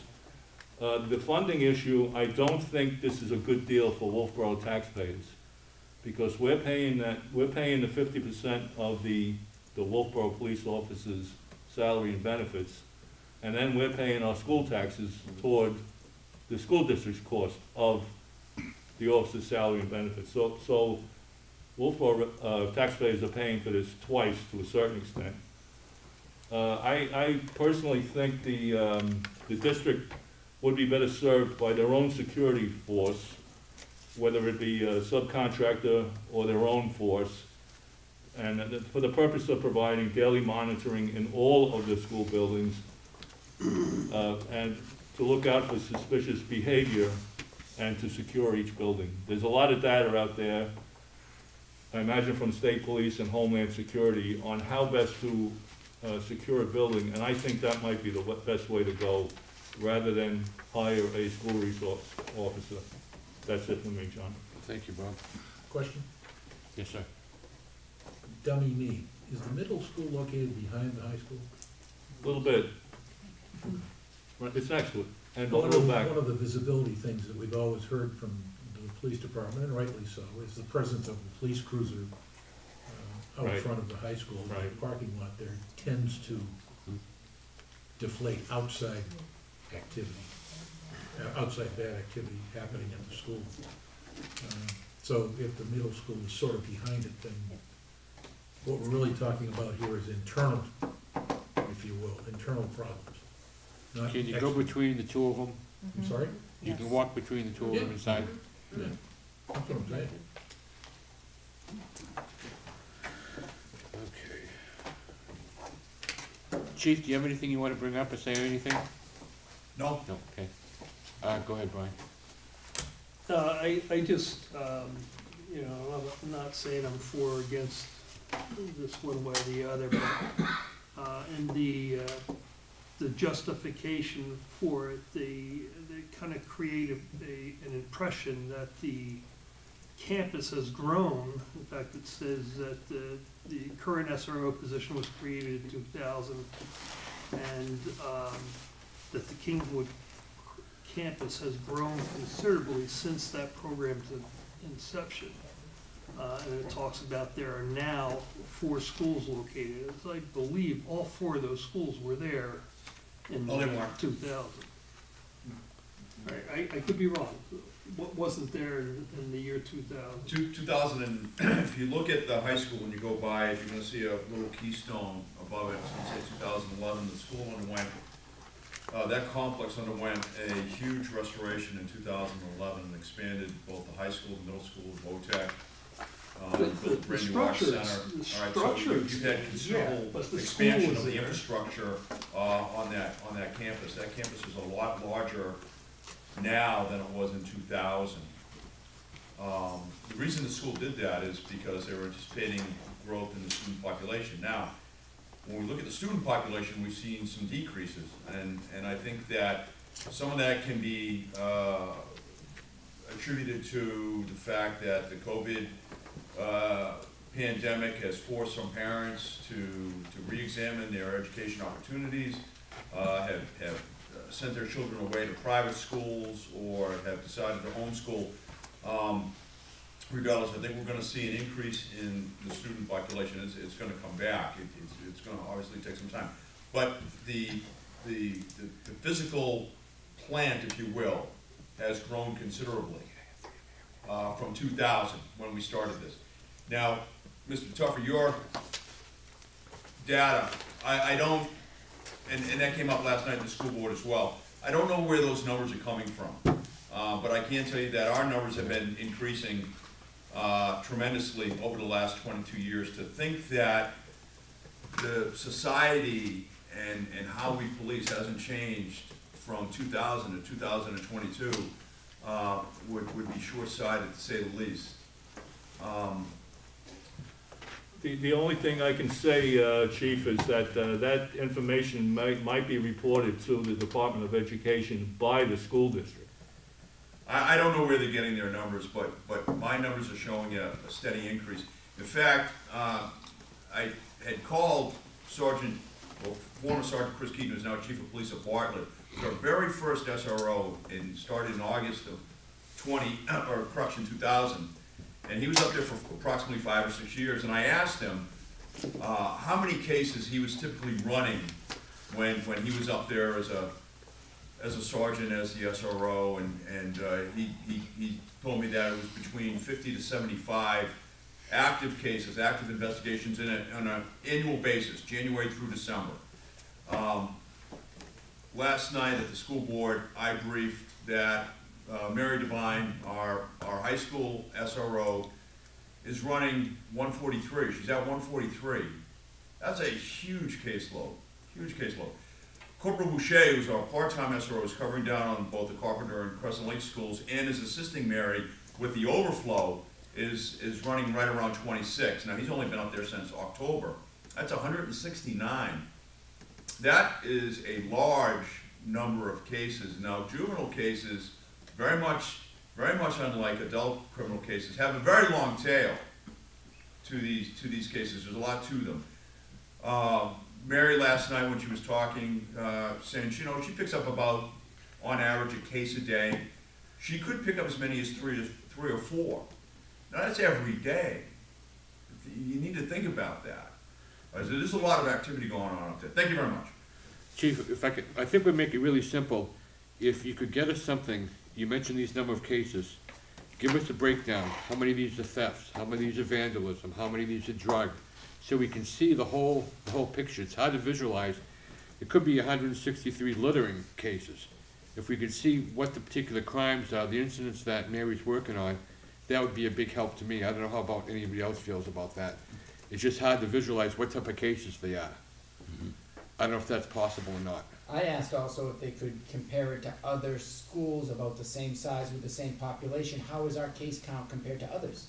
Yeah, I didn't realize that we had someone down at Carpenter School, that there was someone covering Carpenter School also. Yeah, there's a It's like part-time. 45,000 for that Right. juvenile services officer that didn't get filled. Yeah, Commissioner? Yeah, so what we did was, the commission working in conjunction with the chief is, we looked at that $45,000 position that we had, and we just decided, in the interest of public safety and, fiscal sanity, that, let's repurpose that position and turn it into a part-time SRO. Yeah, so 35,000?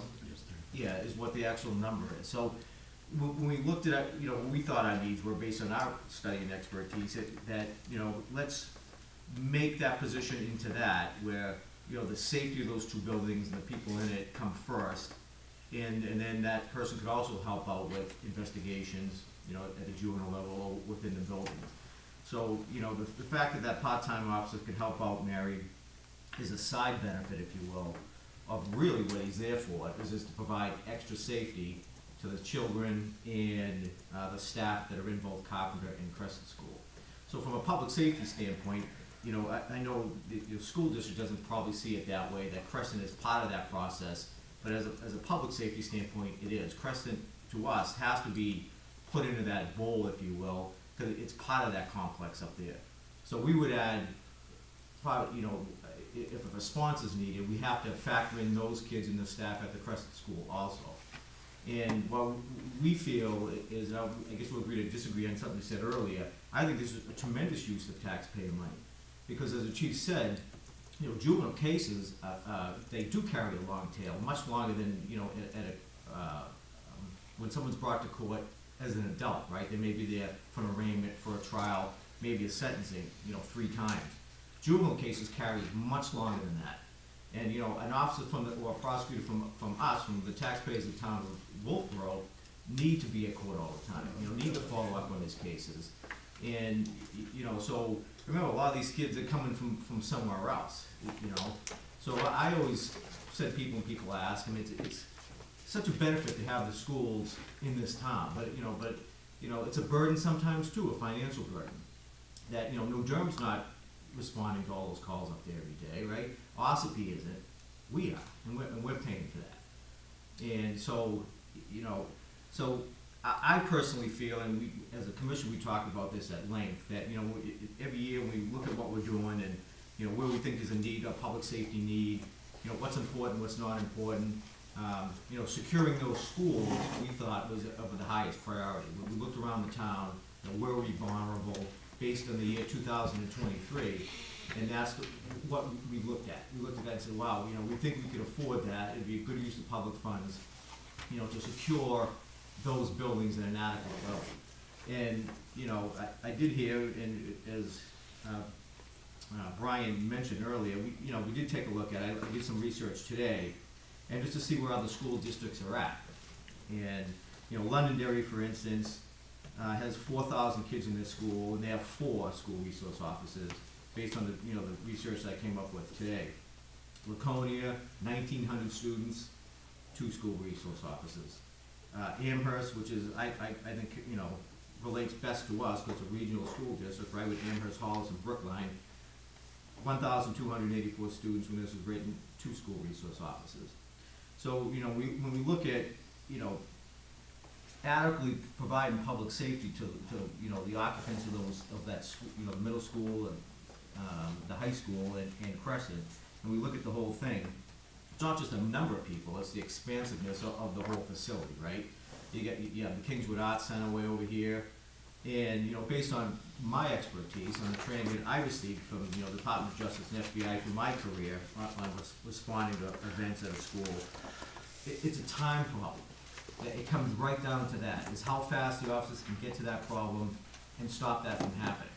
And a minute matters, you know, 15 seconds matters. And so it's really important, you know, and do we need, you know, someone at every school? I'm not so sure.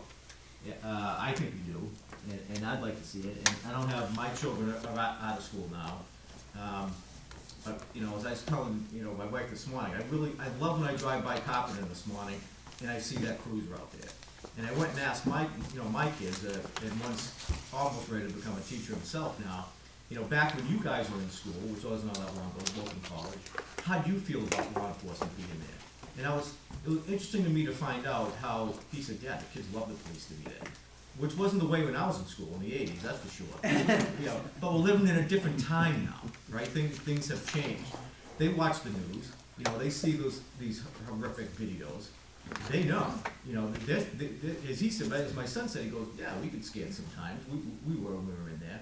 And we, you know, we're happy to see that law enforcement was there. So, you know, assisting in investigations and, you know, helping out, the staff at the school deal with these other things that they may not be trained to do, is a side benefit to me of just having the public safety solidified in these school districts by having an officer there. So, you know, in our opinion, when we looked at it, we said, hey, we could repurpose this one part-time position, we can find some money in other places, and, you know, to help fund, you know, the second full-time person. I mean, we think it's well worth it. In this day and age, you know, makes a lot of sense. I just want to ask one question, John. Go ahead. Can I ask? There are 2 aspects to this. Hold on, Chief. Yep. Go ahead, Bob. I wanted to ask you, and I forgot, but you reminded me of this. Have you consulted with, or has the school district consulted with, any mental health experts to see how children that age would take to a steady patrol officer in their building? I think you might have just answered it, but I'm once again, I'm looking for data. What, you know, you ask an expert, how will these kids take this? Will it scare them?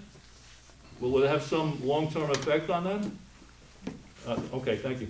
So, last night at the school board meeting, and SRO Devine, who is our primary school resource officer, spoke, and I think was very compelling when she was talking about making connections with the children at both the high school and the middle school, the fact that they confide in her, the fact that she has open dialogues and conversations, and the other thing that I think is really important here is that in the confiding in the officer, she's receiving information, and children feel so comfortable that they're making disclosures to her that she can get reported to the proper state agencies, whether they're DCYF or whether it's a crime occurring in a different jurisdiction. This is synergy of effort here. This is really important, and this is exactly why we have the school resource officer. The second piece I just want to mention is a little bit of what the commissioner had just said. There's really a second aspect of this. You know, you focused, and you gentlemen are focused on data and activity, and I appreciate that. But remember, the second piece, very important here, the second piece is the life safety, right? It's having the proper resources if something bad should happen at that location. Okay, we're not immune, we are not immune from bad acts here. We do the deep dive, you do the deep dive, and you start looking at where these school shootings are occurring, okay? There's a lot of very rural towns all across this country that are facing this problem, and the first thing wow, we never thought it would happen here. We need to be prepared, gentlemen. And that's why I say you start out with a security force, and then you work your way up to an SRO. But right now, the responsibility falls to me, right, as the chief of police. Well, the security, the school district is responsible for the bodies in their buildings. But right now, I have responsibility for public safety. Okay, let's move on here. I feel comfortable that Monday through Friday, there's probably 4 or 5 officers or supervisors a half a mile down the road that they can respond up to the high school if there was a situation. John, I just wanted to say something based on what Sean said. I'm all for safety, I'm all for the police department, I'm not against the SRO officer. I just asked them to do some research, and Sean started doing some today. And at our current number of between 1,200 and 1,300 students, if we had 2 resource officers there, we would be in the top of the state. We would have one of the best per capita numbers per resource officers.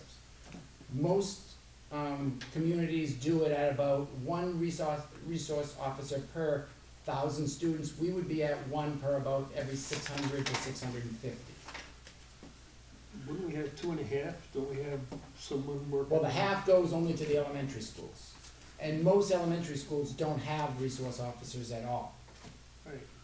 New Durham doesn't, Effingham doesn't, Ossipee doesn't, Tuftonboro doesn't, and most of the other elementary schools in the state don't have resource officers.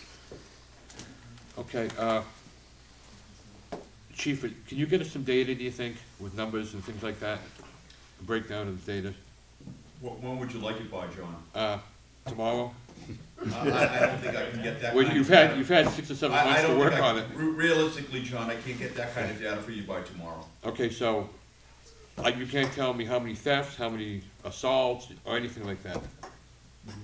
As far as the public hearing, and they'll be voting, so it is time sensitive. Yeah, I didn't make this decision, you know, this has been going on for the past couple of weeks, a month or so.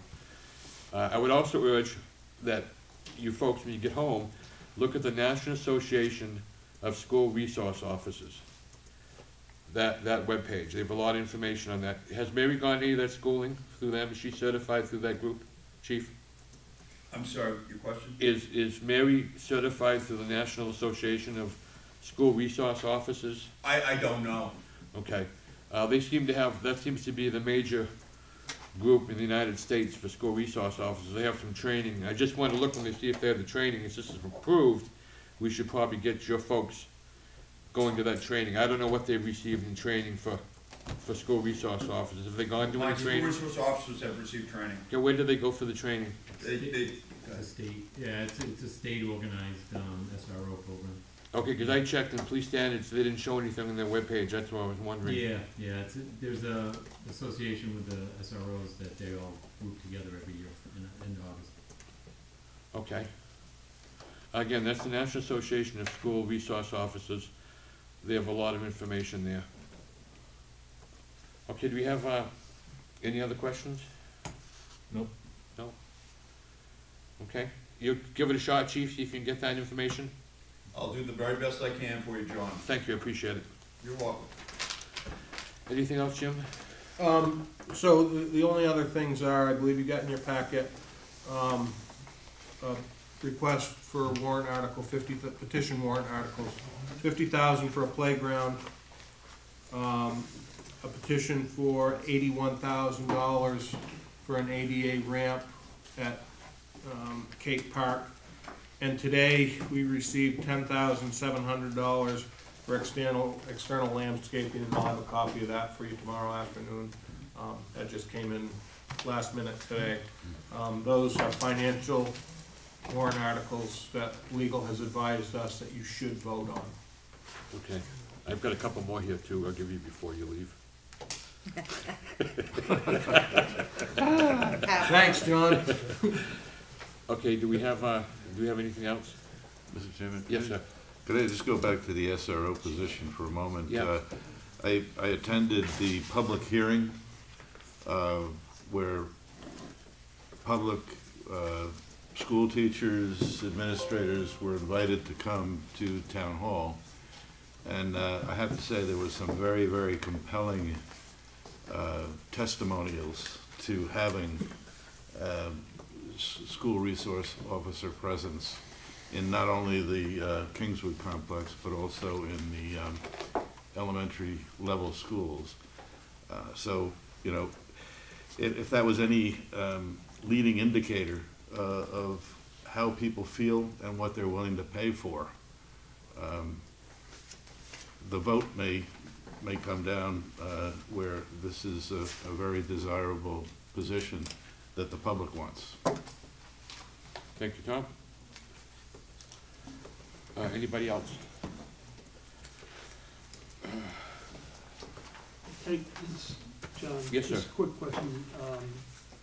Do we know if the pay structure between the school district and the town is consistent throughout the state with other school resource officers? What was your question? Wondering if the pay structure is common amongst other school districts that employ school resources. The 50-50 split? Well, it's not 50-50. Right, yeah, It's 50-50 during the school year. Right.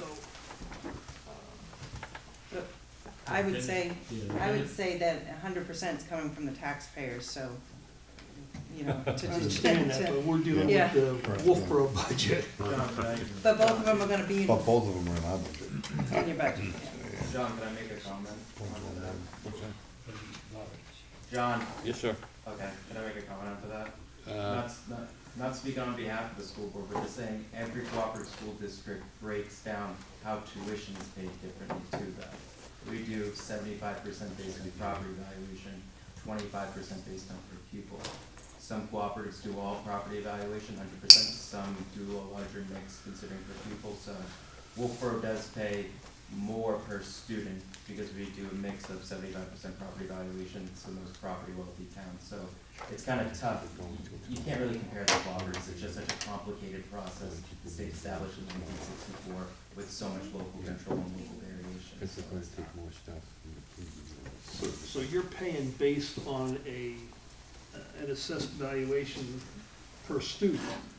So it's based on total property valuation. The town is 75% that towns pay towards, property taxes, and 25% is based on the number of pupils in the school.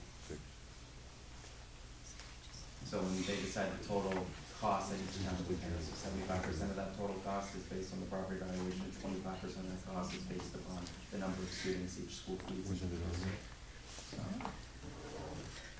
And again, other cooperatives have totally different valuation formulas, is what they call it, of how they do local evaluations in cooperative school districts, and sometimes it's based upon the type of cooperative you have. Some cooperatives are like ours, where it's a school board with tax authority that can tax all 6 towns. Some are just mostly administrative, and there's a budget committee in every town. We have multiple SAUs that feed in to a cooperative SAU, so it's a pretty complicated process of who pays for what and how much and how. So I'm not even sure we could really find a comparable school district to compare to in regards to that, if we were to like renegotiate the agreement for how much the school district and the town pays for the SRO. That's just my personal opinion. Thank you. Your warrant articles are based on an officer's salary, are they not? They're based upon if the officer was in our school doing SRO duties 8 hours a day for 180 days a year. The agreement says we pay for $306 per day, and it's prorated if they work less than 8 hours. And actually, the agreement specifically says that there's a log in the front office that the SRO signs in and signs out. So I don't know if we still do that, but that's the agreement, and for the most part, it hasn't been updated since 2000. When I read it over, there was a bunch of stuff I was like. So do you have an idea how that $306 was arrived at? No, you'd have to ask Jack Widmer. I think he was the only person on the board at that time. There might be past board members that would know, but it's worth asking the SAU office and just talking to the chairman of the board. I don't know how that number was derived. Casey, would that go up? If everyone gets a raise, does that fee go up? Yes. Is that understood? It would have to be negotiated, but yes. Yeah, every year we negotiate that MOU, and we Okay, so negotiate based on the union contract. Does this 306, is that based with the 5% It of goes whatever with it is? yeah, it goes with the union contract. Okay. So we negotiate that every year. However, it's not at the daily rate at this point, right? We're slowly moving it up. Yep. Yeah, with insurance and all that other stuff. Right, but it's The budget negotiated. year for the school is different than what Yes. ours is for the year. A lot of different variables. Okay, anything else? Any public input or public questions? None?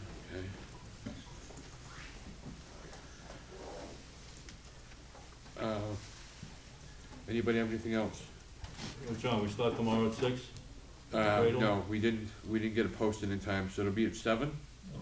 Okay. And I want to give, you had a couple of requests, Chief. I want to give you the opportunity to see if you can get those things together for us. So, well, A little bit louder, sir. I'm gonna give you guys the opportunity to try to get some facts and figures for us. We'll try and get you some numbers, and we'll have them to you tomorrow, sir. Okay, we'll just deal with that when we get to that particular warrant article. Okay, does anybody have anything else? Okay. So the meeting's just at 7, not 6. 7, yeah. Yeah. But that's because you did tonight, right? Yeah. But we're not realizing we would need to meet. Yeah, we'll take an few extra minutes if we get some more backup stuff. Okay, can I get a motion to adjourn? Mr. Chairman, one question. Yes, sir. This is your budget review document. Tomorrow, do you want to go through the budget and then the warrant articles? Is that the order? Yeah. Okay, I'll put the program together that way. Doesn't have to vote on anything. Right. This has a selectman do it first. Altogether? John's a Thank you. I didn't get it. I didn't get one. You made them So, probably. What am I gonna read? they're probably still more, there could be a couple of clerical entry errors, but it's all there. Thank you. Thank you so much. Yeah. Okay, can I get a motion to adjourn? Motion to adjourn? A second? Second. Discussion, all those in favor say aye. Aye.